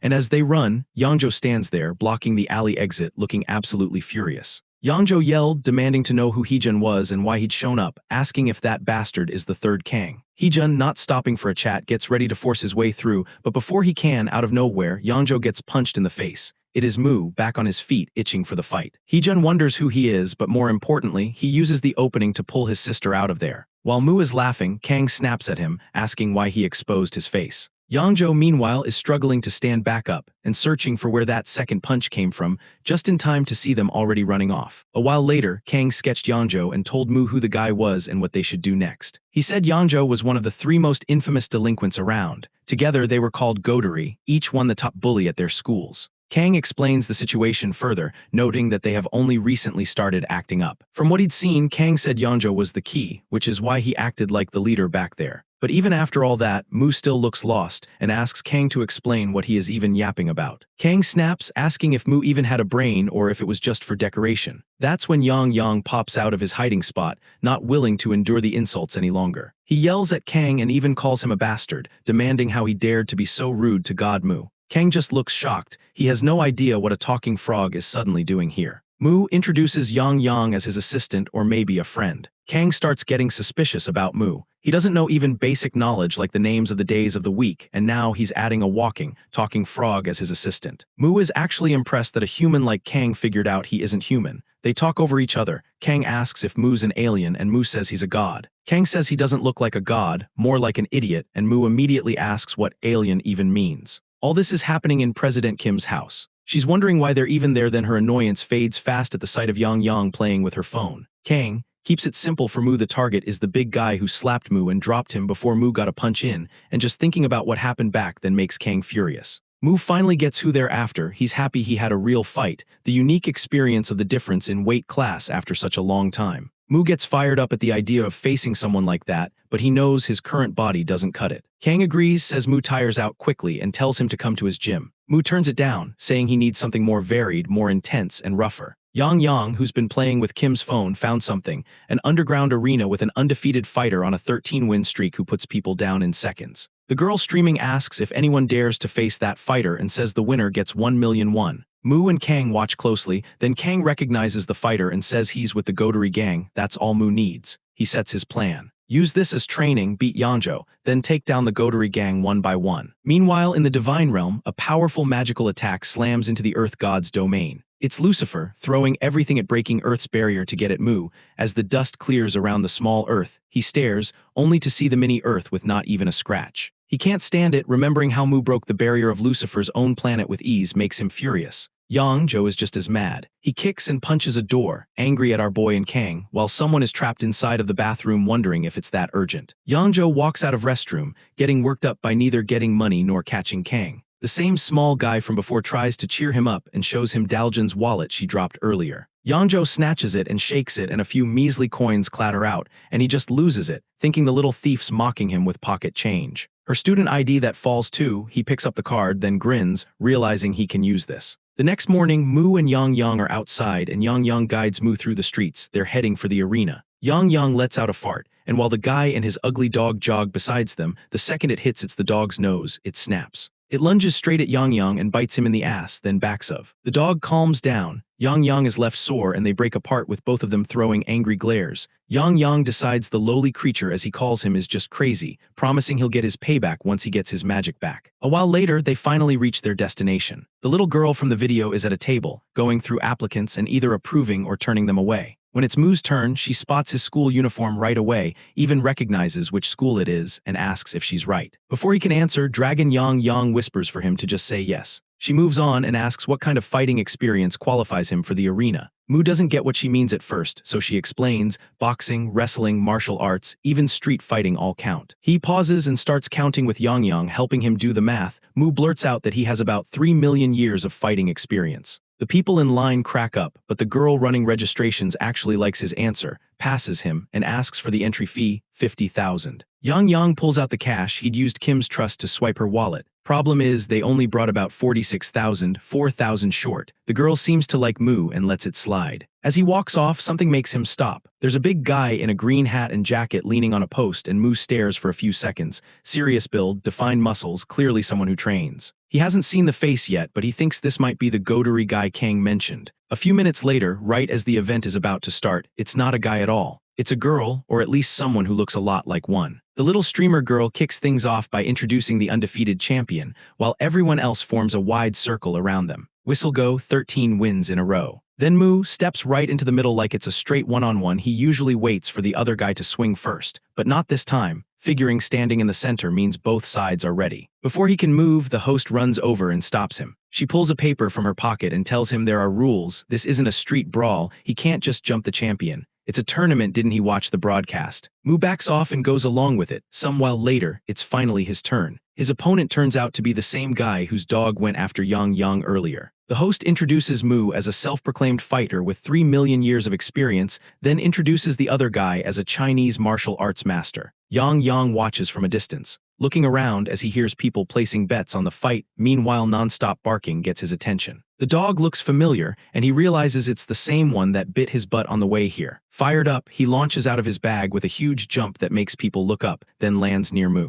Mu asks what's going on, but Yang Yang ignores him and locks onto the dog. He calls the dog out for a fight in the arena, and somehow the dog gets it, bolts through the crowd, and stops in the middle. That's when its owner asks his dog, Cerberus, how he managed to untie his leash. The interviewer loves it. She announces a rare double match, master and pet fight as a team. Again and more dramatically, she hypes Mu and the Chinese guy, then announces the lizard against the Chinese mad dog. People wonder what kind of a lizard that is, having horns and wings. Then the girl calls the next match. The Chinese guy says he'd use an old animal-style technique and claims no unarmed person could handle it. He shapes his fingers like claws, tells Mu not to underestimate him, then rushes in. Mu just stands there, the Chinese guy all fired up, announcing his tiger-style finger strike, but Mu moves first, zero hesitation, and drives a punch into his stomach. He hits the floor, realizing he was the one who'd underestimated his opponent. Mu questions the style, saying that copying animals only goes so far, humans have limits. The boy pushes himself up, fighting the pain, and realizes Mu isn't some regular kid. He feels like a concrete wall. Refusing to quit, he decides to use the move his master told him never to use on people. He drops his hands to the ground and Mu just stares, wondering what this guy is trying to do. Meanwhile, most eyes are on Yang Yang and the dog. Yang Yang is drained and trying to figure out how to handle this crazy dog. He sucks at hand-to-hand combat, but the dog gives him no rest and charges in. Right before reaching Yang Yang, the Chihuahua stops, pulls a ninja-style trick that looks like Killua's rhythm echo. The crowd is stunned, especially the streamer girl, wondering if the dog is part of the Zoldyck family. Yang Yang suddenly has 3 dogs in his face. He guesses the one in the middle, but the real one was on the left. He slipped in and bit Yang Yang's neck. The scene cuts to the owner in a 4-legged stance, then blasts forward while Mu stays calm. People in the crowd laugh at the weird technique. His master is there too, as a spirit, a tear running down his cheek as he told the guy to not use that move on people, especially not in public. Mu tries to figure out the angle. As he is attacking from so far below, the guy leaps in and goes for a tiger paw strike, and Mu doesn't react in time. The Chinese boy swipes his face. If those had been real claws, Mu realizes he'd be dead. The kid doesn't let up. He charges again, mixing up all kinds of animal moves. One moment he moves like a cat, the next he bites Mu's leg like a chihuahua, then he tries a back kick to the face like a horse. Mu has never fought someone using their muscles like that, and he can't read his movements. Even so, Mu starts to get excited. His eyes slides to Cerberus beside him, ready to go at Yang Yang again, and it clicks. If the guy is copying 4-legged animals like his dog, the weak spot should match too. Right then, the Chinese guy rushes in again, but Mu suddenly drops to a knee, loading all his power into his legs, and suddenly he launches straight up. He jumps so high the guy loses him for a second, and the crowd starts going crazy. The martial artist finally looks up to guard, and Mu comes down, plants a foot on his head, and smashes his face onto the ground. Mu has finally found the answer against someone who fights on all fours, hit from above. People cheer, while a few groan over their lost bets on the Chinese guy. Mu glances over to check his assistant's fight and sees Chihuahua already won. Mu gives the dog a hard stare and it flops over, playing dead. The announcer calls Mu's win and the ugly-looking dog's forfeit. Mu steps in to leave his mark on the opponent while Yang Yang, barely hanging on, stops him and says it's forbidden. Mu lets it slide and lets the announcer move the event along. Now it's time for match 6. Mu versus a new opponent. It's Haiyang, the same guy Mu wrecked last time, still carrying marks on his arm and ear. Facing Mu again while not fully healed is the last thing Haiyang wants, but he steps up. Still, even though he doesn't feel like facing Mu again, who looks the complete opposite, he is excited about their rematch. Haiyang tells himself he should be fine as long as he doesn't drop his guard like last time, and the announcer kicks it off with, "Who's going to take on the undefeated champion?" Immediately both throw hands for the opener, they trade punches and somehow it's Mu who gets the shock. Pain shoots through his hand, he jerks his hand back, while Haiyang looks fine and a little relieved to finally return some of the hurt Mu caused for him. Mu steadies himself, he leans into the pain as proof he's alive, that's why he came to Earth, and his twisted look makes Haiyang flinch. Haiyang adjusts. He starts attacking Mu with quick jabs to shake him up, and then finish with a heavy kick since he figured Mu saw him as just a boxer and wouldn't see a kick coming. But before Hang could even swing, Mu read it from the way his muscles tensed. Mu jumps in, delivers a heavy blow to the guy's knee, just like Kang did to Mu, and then delivers the final blow. Copying the moves he learned in his fight against Kang and ignoring Yang Yang's warning, Mu tears off another piece of Hyung's ear. No one in the crowd steps in to stop the crazy guy. Things calm down, and it is time for the final match against the girl with a 13-win streak. Mu is amped up, fighting 3 times in a day, what a blessing for him, and before the girl could even finish announcing the match, Mu rushes in. His opponent snaps a long leg kick at his face. It surprises him, but he gets his guard up in time and blocks. Mu realizes she is fast, and they go right back at it. The girl keeps firing off kicks, and Mu's stuck dodging and blocking. Unable to get close enough to throw anything back, she keeps her distance, making Mu have a hard time. Mu knows anyone from Godery is tougher than expected. He decides to try and pulls the same goofy face, wondering what he is supposed to do against her long reach. He jumps in to close the gap, keeping that dumb expression to distract her. Then she nails him with a kick to the face before he can reach her. He switches plans right away and whips a kick at her head, but his leg's just a bit too short. The spinning kick only knocks off her hat, leaving her surprised but unharmed. Mu backs off and the height difference becomes apparent. She decides to get serious. She rushes in faster, drives a kick at Mu, but he blocks with both hands. She immediately goes for another kick. Mu's in a bad spot. He realizes all of her attacks aim high, then right as it's about to land, he vanishes, and she's left looking around for where he went. She looks around and finds Mu, and that shocks her even more. He's down on all fours, copying the Chinese guy's style from earlier. He figures this is his best chance against the lamp post girl, and he switches styles, and it's working. She's clearly not used to dealing with someone moving that low. Mu lunges like a dog. She goes for the same face kick as before, but her form's off now. The crowd starts cheering upon seeing this new approach working. The Chinese fighter from earlier is stunned that Mu copied his style after just 1 match, when he trained 5 years. He and even his master watch, hearing the same people who used to laugh at that style now cheer for it, and the guy's master blushes. Back to the fight, Mu keeps dodging, then decides to go in a fast circle around her. She senses he's about to hit from her blind spot. She spins and fires a kick. She connects, then checks what she hit, and it's only her own hat, and Mu pops up on her other side. In a blink, he's right in front of her. This time he's going for heavy behemoth imitation fist, something the girl definitely deserved. Mu originally is from Earth. However, about 3,000 years before he became the god of Earth, he was forced to live on Lucifer's designated planet, a place overflowing with mana. The animals there evolved into monsters, and Mu survived and grew stronger by hunting and eating them. One creature stood above the rest, a behemoth, massive and stronger than anything he'd faced. He throws together a simple plan. Rearrange his muscles to match the beast as close as possible and then strike. The tall girl is caught off guard and can only watch it come in. Mu slams into her so hard and fast, the impact launches her backward into a bench and table. She takes a moment to breathe. The impact leaves a sharp pain in her side, but Mu isn't letting her off. He leaps after the tall girl, going all in with both hands. Then midair, the announcer jumps in and stops him. She cut in, says the match is over because the tall girl had been thrown out of the ring. On stream, she announces Mu's win over the champion with a 13-fight streak. The crowd is annoyed at the lame result. He didn't even finish her properly, and the final ended very anticlimactic. The girl wraps the broadcast like she is pleased. Then, annoyed, she tells Mu she'd give him his 1,000,001 prize and tells him to follow. A while later, she leads him into a quiet alley chatting as they walk. She explains the situation, telling him that so far he only won the right to challenge the final opponent, but there is still one left. Without warning, she spins, jumps, and drives her knee into his chest. And Mu is just standing there with his hands in his pockets. He drops right away, stunned and struggling to process it. The hit was way too much for his current body. Then she reveals herself. One of Godery's top 3, Kim Chungu. Mu wasn't actually surprised. From the way Chungu tensed up, he could tell an ambush was coming,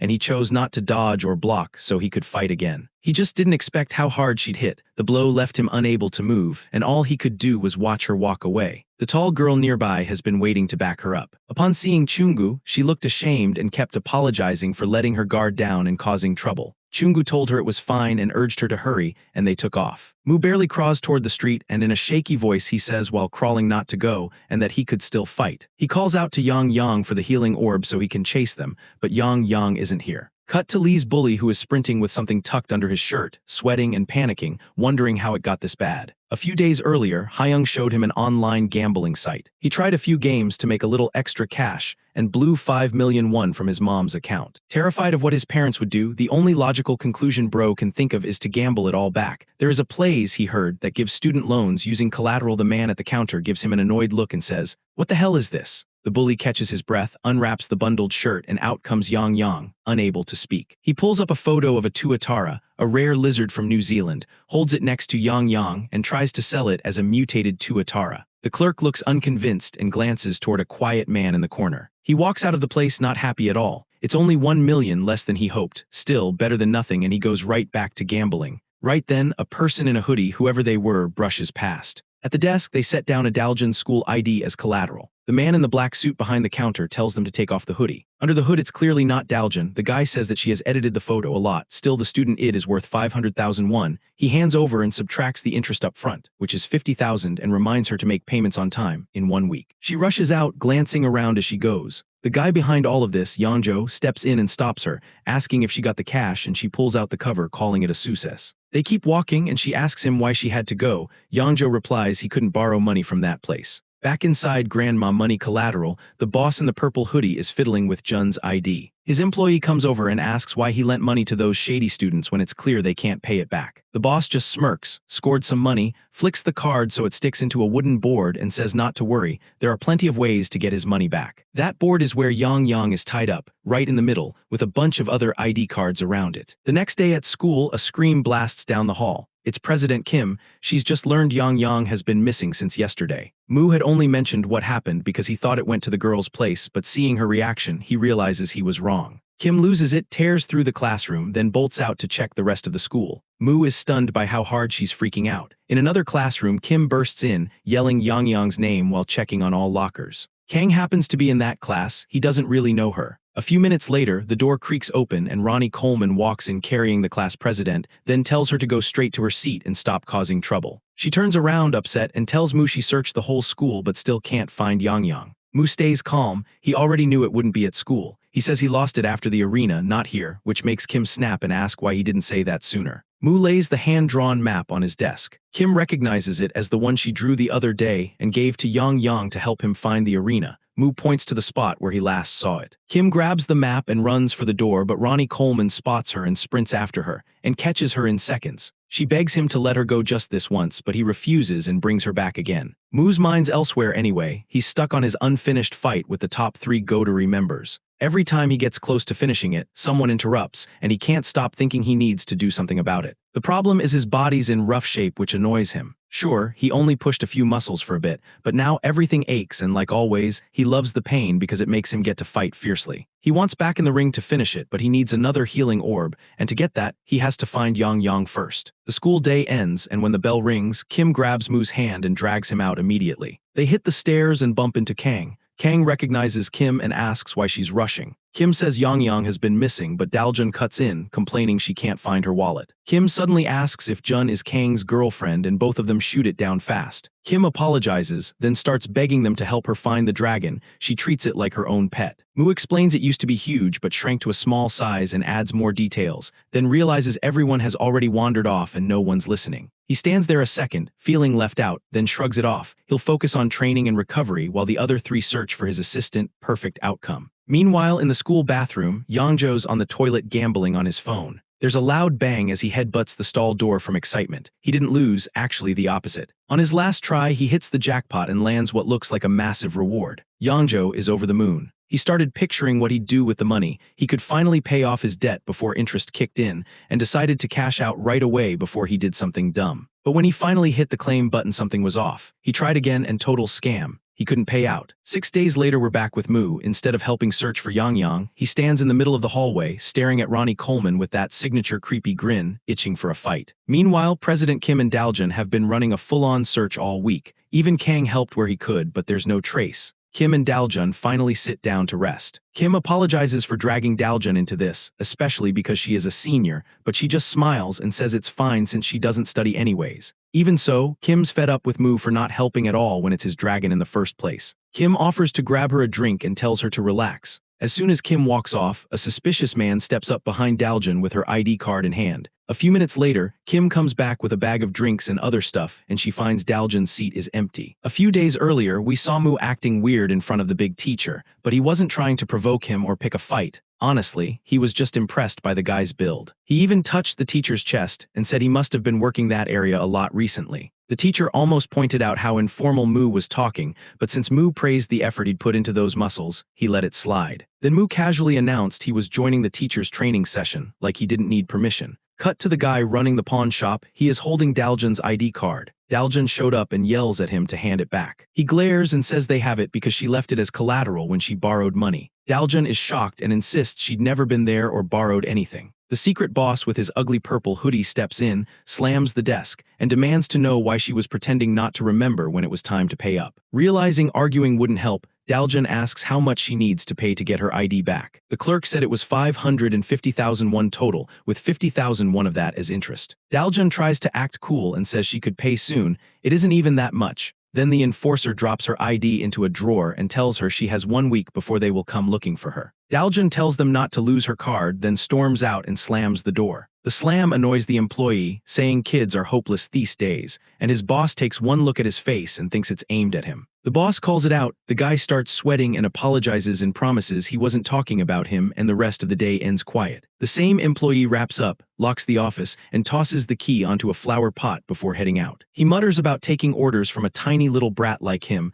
then goes downstairs, not knowing Daljun is hiding upstairs waiting for this moment. As soon as he leaves, Daljun heads for the office to grab her ID and go. The door's locked, but she spots the key on the flower pot, unlocks it, and slips inside without a sound. No way she is giving her money to scammers. Right after she goes in, someone else quietly enters the building. She goes straight to the desk, yanks open the drawer, and finds her ID card. Relieved, she decides to get out fast, but as she passes a cabinet, something inside makes a loud noise. She opens it and finds a cage. At first it's too dark to see, then a pair of glowing eyes and a face come into view. It's Yang Yang. He immediately starts yelling to be let out, not even checking who opened the door. Daljun has never seen the dragon before and it freaks her out. She steps back and bumps into someone. She turns around, turns out Yangjo is right behind her. She doesn't recognize him and he looks just as surprised, then sees she's about to scream, so he covers her mouth and whispers to stay quiet so no one notices him. He then realizes she's the girl whose ID he used to borrow money the other day. He tells her he's here for his own ID too and suggests they both grab what they came for. Keep it quiet, and get out fast. Daljun nods, feeling calmer now, and scoops up Yang Yang before leaving.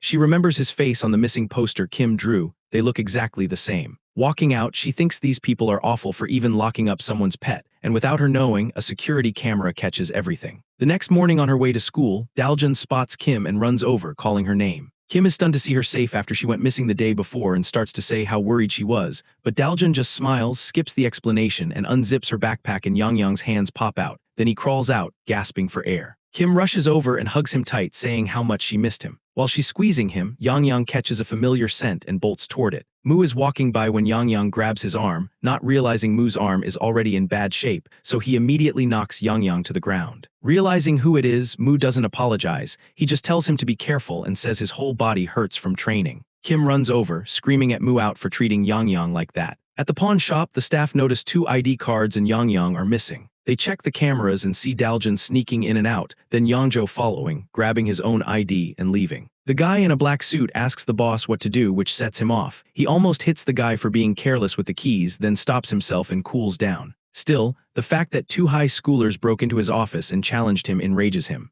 At school, it's gym class and some kids start a soccer game. One excited kid winds up for a shot, not realizing Mu is right in front of him. Mu doesn't flinch and lets the ball smash him in the face. He takes it and ends up with a bloody nose. The ball drops and Mu charges the bald kid who kicked it. Before he can react, Mu reaches him and punches him in the stomach. The kid goes down and Mu stands over him, and the other students rush in. Before that kid gets neutered too, the students rush in and the teacher on the other side finally notices something's wrong. Mu is actually having a blast. He wonders if this is what physical education is like and calls it fun. Kim and Yang Yang find a quiet spot. She hands him her old phone and says he can text or call her if he needs anything. Since neither Mu nor Yang Yang have a phone, she figures he should keep it so they can reach each other. Yang Yang stares at the phone. He clearly doesn't get it. She's about to start from the basics when he locks onto something behind them. Lee's old bully, still glued to that stupid gambling game, as usual, losing his money. Yang Yang recognizes him as the guy who kidnapped him and kept him locked up. He drops the phone and sprints over. The bully looks up, but before he can say anything, Yang Yang jumps on him and bites his head hard. The guy panics and pulls Yang Yang off, tossing him to the ground before taking off at full speed. Mu is walking with the Hulk teacher, who's trying to explain he can't just hit anyone who touches him, or he won't be allowed in training. Right then the bully slams into Mu, loses his balance and eats the floor. Mu looks down at him, grins, way too delighted and says, "Hey, it's gym time." He jumps on the guy and starts beating him until the teacher steps in and physically drags Mu off. And just like that, Mu's exciting day ends. On the way back to his place, Kim walks with Mu. He's still daydreaming about having gym class like that every day, but Kim tells him real P isn't like that. She switches topics and asks if Mu isn't training today and if she can hang out with Yang for the rest of the day. She even invites Mu over, saying she'll show both of them how to actually use a phone. Daljun and her classmate are chatting and laughing. Kang is on the same route, rubbing his sore neck like he must have slept funny. Not far back, Daljun's brother Heejun is on the phone with his class president. Someone suddenly steps into Daljun's path and calls her out as wallet owner. Yangjo, looking beat up, asks for her student ID and says what they did was caught on security cameras, and he needs to return her ID to whoever's looking for it. Daljun is stunned, she barely recognizes him and none of it makes sense to her. Yangjo gets mad and starts yelling for the ID right now. He goes for her backpack to find it himself. The commotion finally catches Kang and Heejun's attention, and the second they see the big guy hassling Daljun, they charge straight at him. They rush past Mu, who still hasn't noticed what's going on. Meanwhile, Yangjo tries to snatch Daljun's ID card, and before he can do so, Kang and Heejun leap in and swing at him together. But their punches don't land because Mu steps in out of nowhere and blocks both. He isn't helping Yangjo, he wanted a one-on-one. Kang and Heejun freeze, stunned that Mu had just saved Yangjo. Yangjo is thrown off too, then looks closer and remembers Mu from their last run-in, which hadn't gone well for him. Yangjo then grabs Daljun and bolts. Mu just watches like a total clueless goof and Daljun yells for help. Heejun and Kang react fast and take off after Yangjo. Mu sees them chasing, he figures they are after the same fight, so he runs too, shouting to fight him first. Yangjo ducks into an alley to shake them, they all follow and he ends up boxed in. Kang recognized the place, the same alley where he and Mu first showed up when Daljun was being held captive. Yangjo drops Daljun off his shoulder and she hissed the ground. He tossed his backpack, squares up, and dares all three to come at once. He figures they must be the three bully hunters who ran from the fight earlier. Mu steps forward and says he'd fight Yangjo alone. Heejun shoots Mu a look and starts yelling.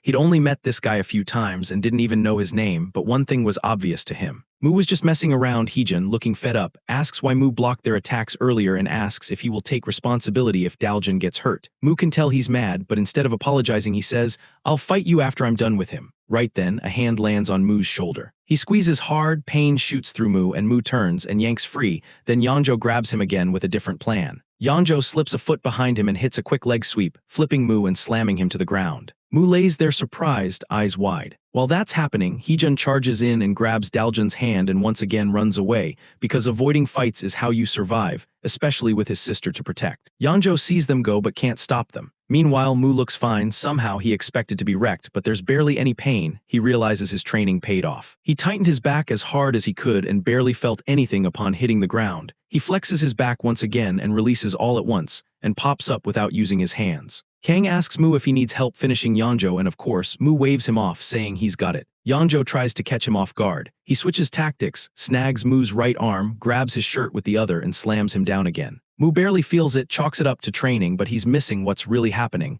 Every time he hits ground, Yang is under him, eating the impact. Then Yangjo's foot comes straight for Mu's face. Mu jumps back to a safe distance and his expression hardens. He thinks Yangjo just took a shot at his assistant on purpose, and for once he actually cares about Yang. He charges in, unloads a flurry of punches, not giving Yangjo a second to breathe. Yangjo can only cover up while the hits keep coming. Mu keeps swinging and Yangjo wonders how someone that light hits that hard. Realizing he's about to lose control with Mu rushing in, Yangjo plays his last card. He rushes in to body slam him with his full weight while asking who the hell Yang is. Mu's grin vanishes as he reads it. Yangjo's is like a boulder flying at him. Mu plants his feet and meets Yangjo head-on, ready for the hit. But the size and weight gap is brutal. Yangjo shoves him back and tosses him aside. Yet Mu lands near Kang without a scratch. Kang, who's been calmly watching, asks again if Mu needs any help. Mu declines, hands Yang to him and puts on a brave face but has no idea how to handle a guy that big. He gets an idea, he should be aiming for weak spots. There is no rock his fists can't break. So he dashes to Yangjo's blind side and cracks 2 quick shots into his weak spots.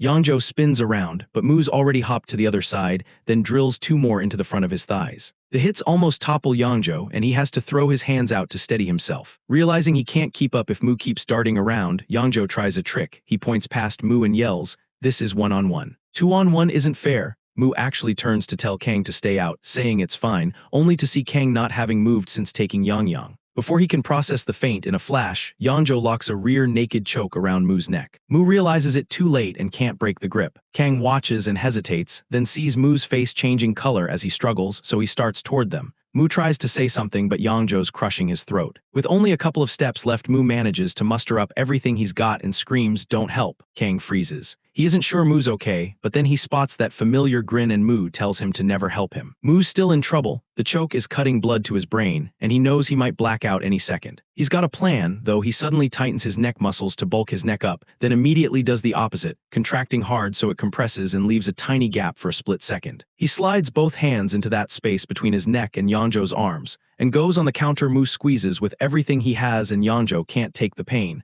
and Mu slips free. Yangzhou only gets angrier, which makes him easier to read, especially since he's already in rough shape. Watching him, Mu could tell Yangzhou was at his limit. He looked like he only needed one clean shot in the right spot to fall apart, and Mu clenched his fist, ready to finish him. A few days earlier, Mu had been training with the Hulk teacher. He told him form was everything and showed off heavy squats, got under the bar, lifted it, and went up and down, telling Mu how great it felt on the legs. Mu watched the teacher's leg muscles and studied his movements. After racking the bar and taking a short breather, the teacher saw Mu walk up to try it. He was shocked and asked if Mu was serious, especially with all that weight on. But Mu lifted the bar off the rack and took a step, and while his face stayed calm, his legs wobbled and even bowed out. Realizing Mu really meant to squat that load, the teacher tried to talk him out of it. Mu didn't listen. He wasn't being reckless. He just had a different approach. Mu was a master of muscles, though master doesn't even begin to describe it. Mu could control his body in any way he liked. He mastered a technique that let him boost any muscle group whenever he needed it. He was able to distribute muscle fibers as he liked. With that, he can pull off things normal people can't, like smashing a building as big as the pyramids of Egypt with one punch. He hasn't used it in a long time, mostly because he hasn't needed to. But right now, that technique is more effective than anything else. Back then, right in front of the teacher, he shifted his arm muscle fibers down to his legs and cranked out squats faster than the teacher. Now he moves the fibers from his left arm to his right, bulking his right arm up. Kang watches and asks if he's okay, and Mu just glances at him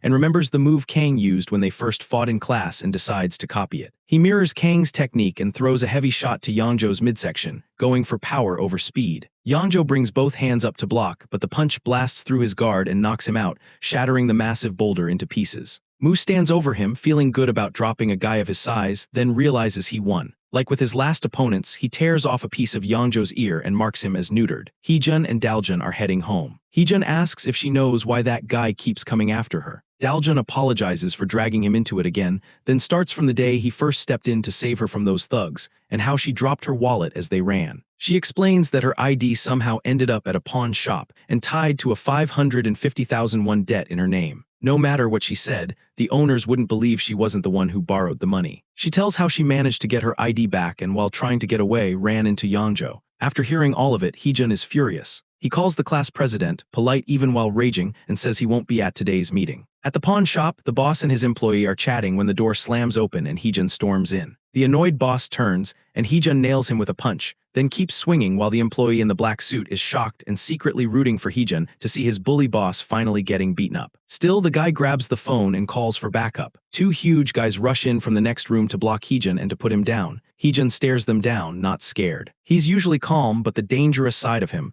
tied to the demon he hates, starts to surface, and he doesn't even know it yet. However, his blood runs through his veins. The door they'd kept locked to keep the noise down is now hanging open after one of the big guys gets thrown through it. Heejun dropped the whole crew and barely got a scratch. He asked why they were shaking down his sister for money when she never borrowed a thing. The guy in the purple hoodie tried to warn him about messing with them, but Heejun doesn't care. He tells them he'd come back and make them pay if they ever go near Daljun again, then walks out. Their boss feels the same, swearing he'd make Heejun regret it. Kang and Mu are walking. Mu is still riding high off the Yangzhou fight, while Kang just stares and finally asks how Mu made his arm puffed up like that. Mu grins and shows him, shifting muscles from one arm to the other. Kang watches the whole thing, tries to replicate it, and of course fails. Mu tells him he hasn't yet learned to communicate to his muscles. Each one's different, so he needs to listen to them one by one. He breaks it down more. If you figure out each muscle and get them working together, you can make them do what you want, and you can control them however you like. Kang just looks more lost and keeps trying. Yang finally speaks up, asking why Mu was handing over his secret techniques.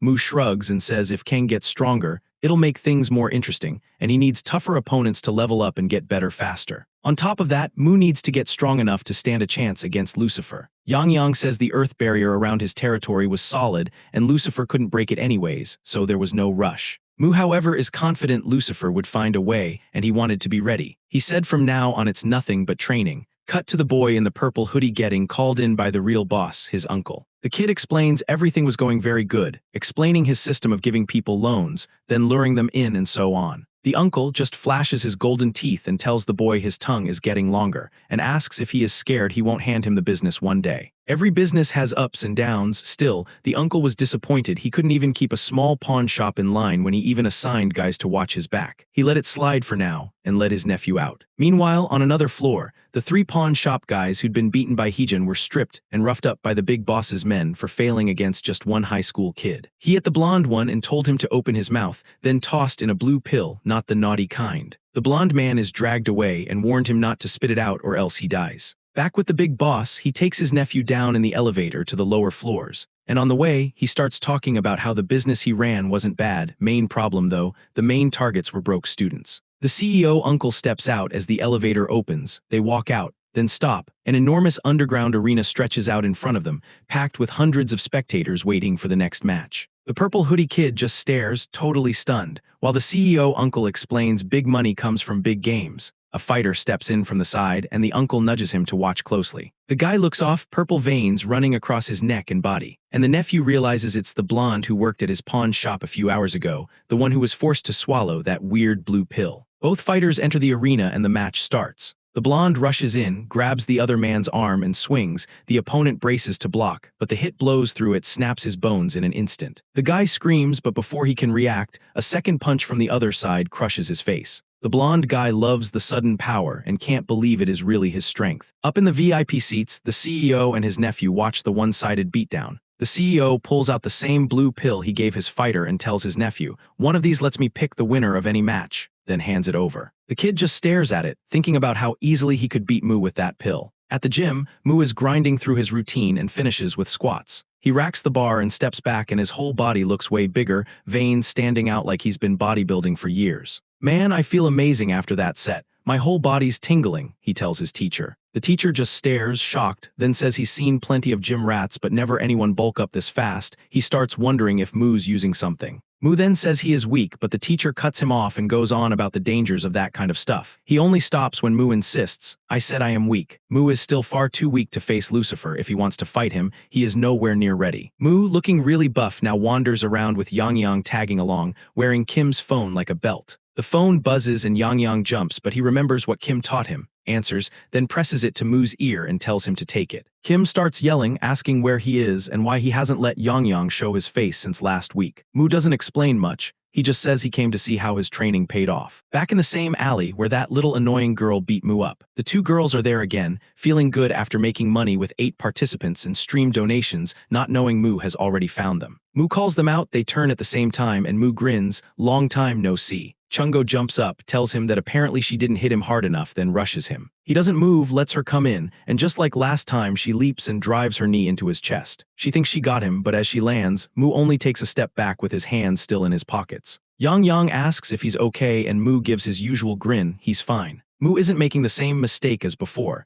He'd already braced and tightened up to protect that spot before he lacked the necessary muscle mass, but now he doesn't, so the knee didn't do real damage. After taking the first hit, he decides to go for real, charging in with Yang Yang sitting on his head. Using his new strength, he closes the gap fast and starts throwing punches at her. Mu sees the shift, he's the bigger one now, unlike when he fought Yangzhou. He doesn't give her a second to breathe, swings a heavy kick into her side and feels it land, his grin getting wider. But she grabs his foot midair and now she's clearly pissed at the hit and at him treating her like she's weak just because she's smaller. She drives her elbow straight into his knee, aiming for the spot that'll hurt most. He still doesn't go down though, and it's obvious he's changed since their last fight, so she stops holding back. She rushes in, cracks an elbow into his jaw, follows with an upward elbow to another spot on his jaw, then spins and slams a third elbow at his side, putting everything into it. She lands all of it clean, but Mu's still on his feet. Her confidence wavers when she sees that same creepy smile. He takes the opening, grabs her by the collar like Yangzhou did to him the other day, and slams her to the ground. He dives in to smash her face, but she slips out at the last second. Mu then shifts most of his strength from his upper body, even his neck, down into his legs and hips, then charges, looking goofy as hell. But that wasn't all. Right before he reached her, Mu flipped it. He shifted power from his legs to his upper body and body slammed her hard. She flew back and only stopped when she crashed into the tall girl who blocked her. Worried for her friend who is ranked higher than Yangzhou, the tall girl jumps in. She rushes Mu and starts firing those long kicks like last time.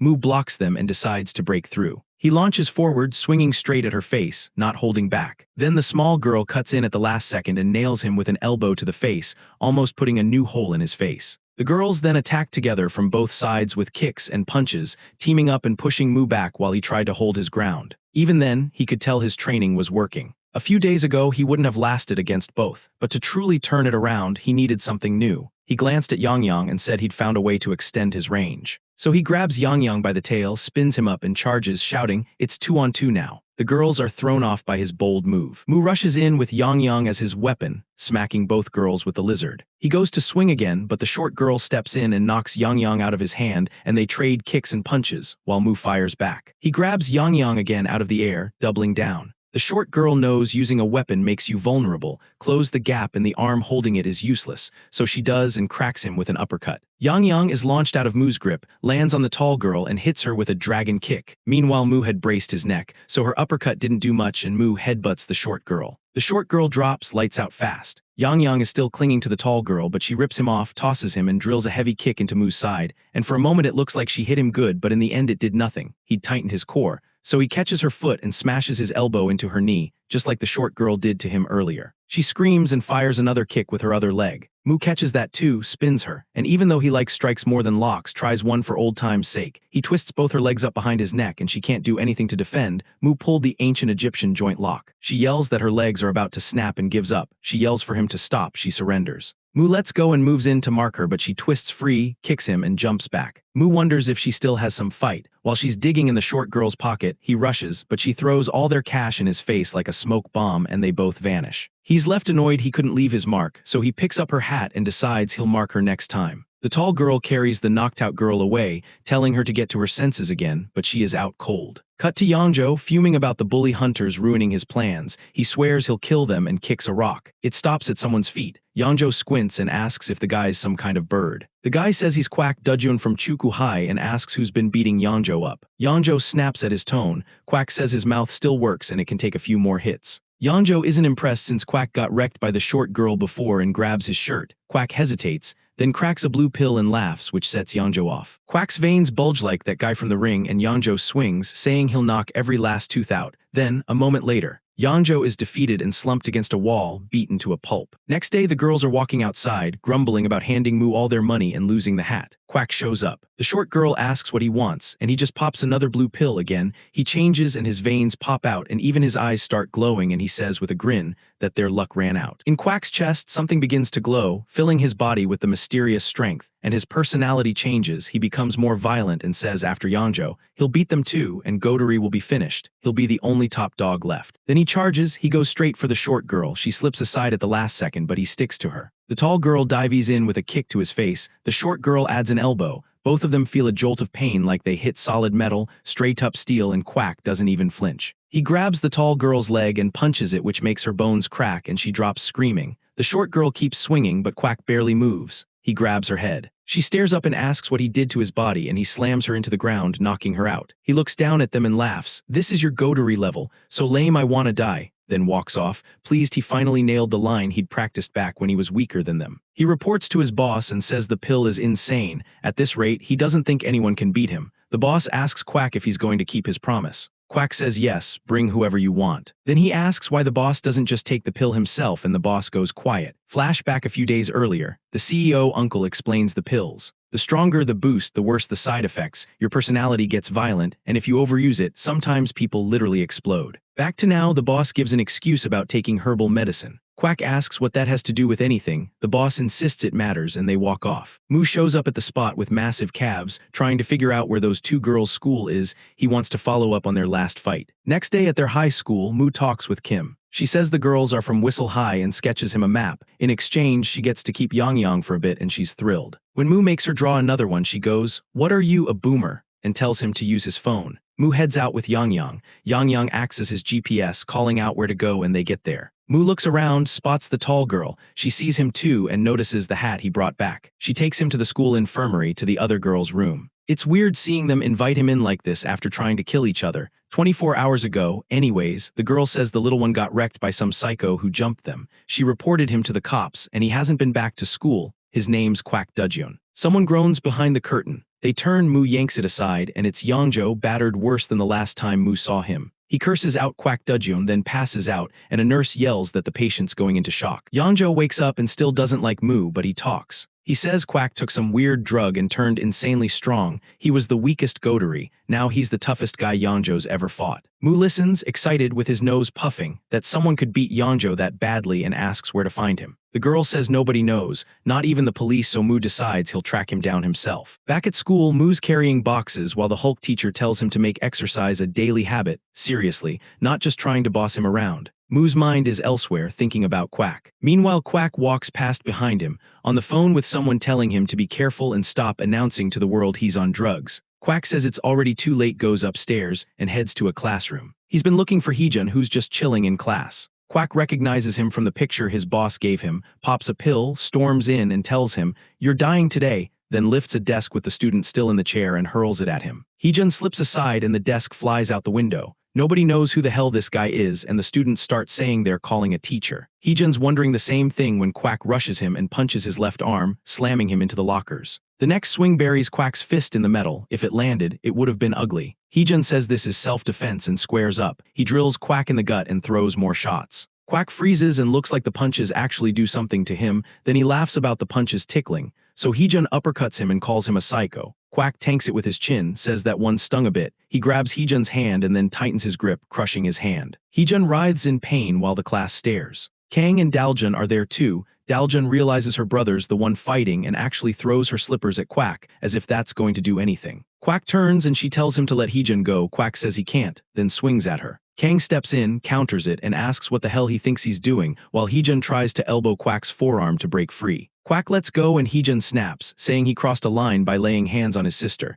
and he and Kang rush Kwak from both sides. The Hulk teacher gets word there's a fight in the third-year classroom and immediately sprints over. That gets Mu's attention. No way he's missing a fight. He tosses the packaging and heads that way. In his bag, Yang suddenly locks in, mentioning that he can feel his magic radar pinging. Back in the classroom, Kang and Heejun tag team Kwak. Kwak turns on Kang first, trying to finish him, but Kang dodges everything. Kwak's just swinging with raw strength, and Kang easily dodges. That annoys Kwak, so he tries to grab Kang instead. Then Heejun clips him from behind, kicking the inside of his leg from behind. Kwak drops to a knee, looks back, and Kang jams two nasty fingers into his eyes, telling him to watch it. "No matter how strong you are, there's always a weak spot," Heejun says, and they keep hitting him. Kwak gets fed up. He realizes he's losing and breaks away. He notices someone and sprints for the door. The students think he's coming for them, but he stops at his dealer and demands one more pill. The bald guy asks why he's exposing him in front of everyone. Kwak keeps begging for just one more. He swears he'll catch Heejun like the guy asked. Just give him the pill and he'll finish it, he insists. The bald guy gets mad that Kwak just outed him, with zero chill,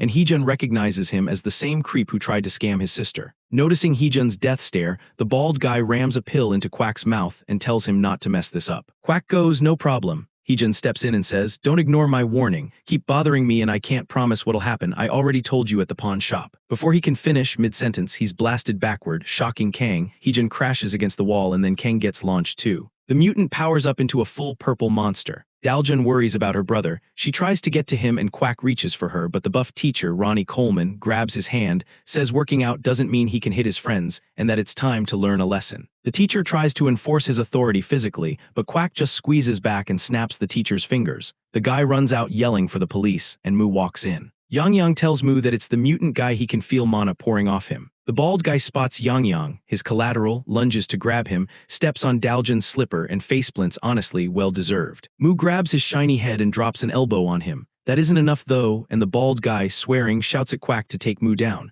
Kwak says got it and swings. Mu just waits for the first hit to officially start it. Probably not a good idea, but right before it lands, Kwak's boost runs out. Yang already drained his mana into a little orb. With the fight started, Mu beats Kwak down while Yang watches. Yang Yang says the mana feels familiar. Quack is laid out and Mu complains he was way too weak, not a real fight, then tells Yang Yang to put the mana back. Yang Yang obeys his master's request but warns this isn't normal mana. Mu asks what it is, and Yang Yang says it's extremely pure and powerful, so rare it only exists when a god gives it directly. There's no mana on Earth otherwise. Mu figures it's been ages since his last mana, so some other god must be messing with Earth. Mu asks if it is his and Yang Yang blushes, it was his. The big purple Hulk gets back up and glares at them, ready to teach them a lesson or two. About 1,000 years ago in the Divine Realm, Mu fought the Cyclops god. The Cyclops, giant-sized, was annoyed at Mu for trying to pick a fight with him. He hurled his weapon and shattered the ground, but suddenly it cracked apart and Mu stood under it fine. With one punch, Mu disintegrated the Cyclops and his weapon at once, acting like One Punch Man. The Cyclops then, back to his original form, told him to stop bothering him. Mu said he would if the Cyclops entertained him, then left, unsatisfied, telling him he'll be back next time. Trying to cheer him up, Yang Yang came up with a brilliant idea. He brought a massive stone from Earth, ground it to powder with his crushing magic, spat a strange liquid on it, mixed and compressed it further,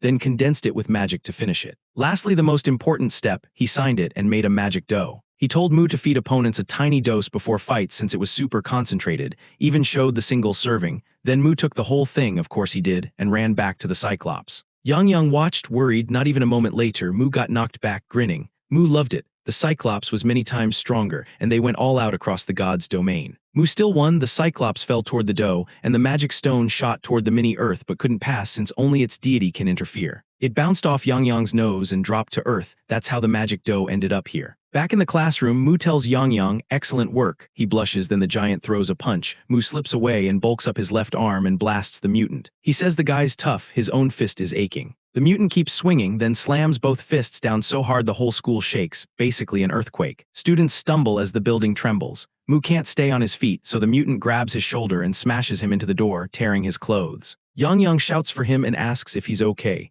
Mu asks how much time the mutant has left. Yang Yang checks the remaining mana, 5 minutes judging by the remaining mana. Only 5, Mu says. Yang Yang tells him to hold out and he'll weaken, but Mu's worried about something else. That means only 5 minutes left, then no more chance to fight him. Knowing that, Mu says he'll finish it in 5 minutes. Cut to the iced-out uncle in his basement with the magic stone dough Yang Yang made. He cracks off a chunk with a hammer and says this much is enough for now. Mu rips off his shirt and gets ready. He knows trading blows head on his body will be shattered, but if he can match the monster in one spot, he can win. Over the years, his muscles got so big they got in the way, so he found a way to keep strength while keeping his movement, a method that makes the muscles denser and also smaller in volume. In his godly form, he could compress them 150,000 times. Right now he compresses once, letting him power up one spot without slowing down or bulking up in a disadvantageous way. Yang Yang yells that a punch is coming. Mu barely slips it, shrinks one arm to bulk up his right even more. He compresses it twice. Then the monster snatches him and throws him into the wall. Mu crashes right into the wall but doesn't give up. He pushes off and compresses his right arm a third time. The monster rushes in and they trade blows. Their fists crash together and the shock is so big, it even blows out the windows.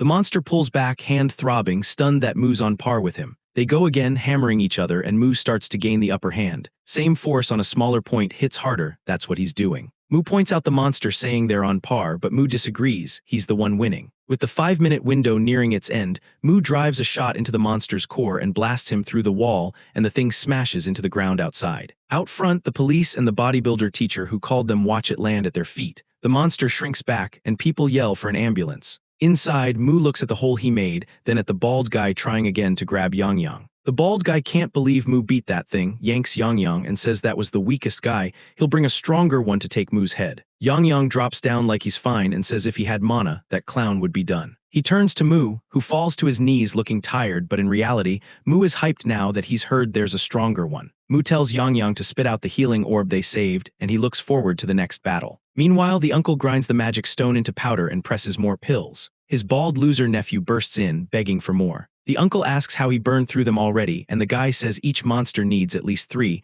the one from earlier only got 2 and still lost. The uncle is stunned, he can't believe what his nephew is saying. Then the room starts to shake. They hear bodies dropping in the hall, then not knowing what to expect, they brace themselves and the door creaks open. Mu is standing there looking for his next opponent. The uncle asks how he got in with troops posted outside. Mu says he took them out and asks where he is, the stronger one.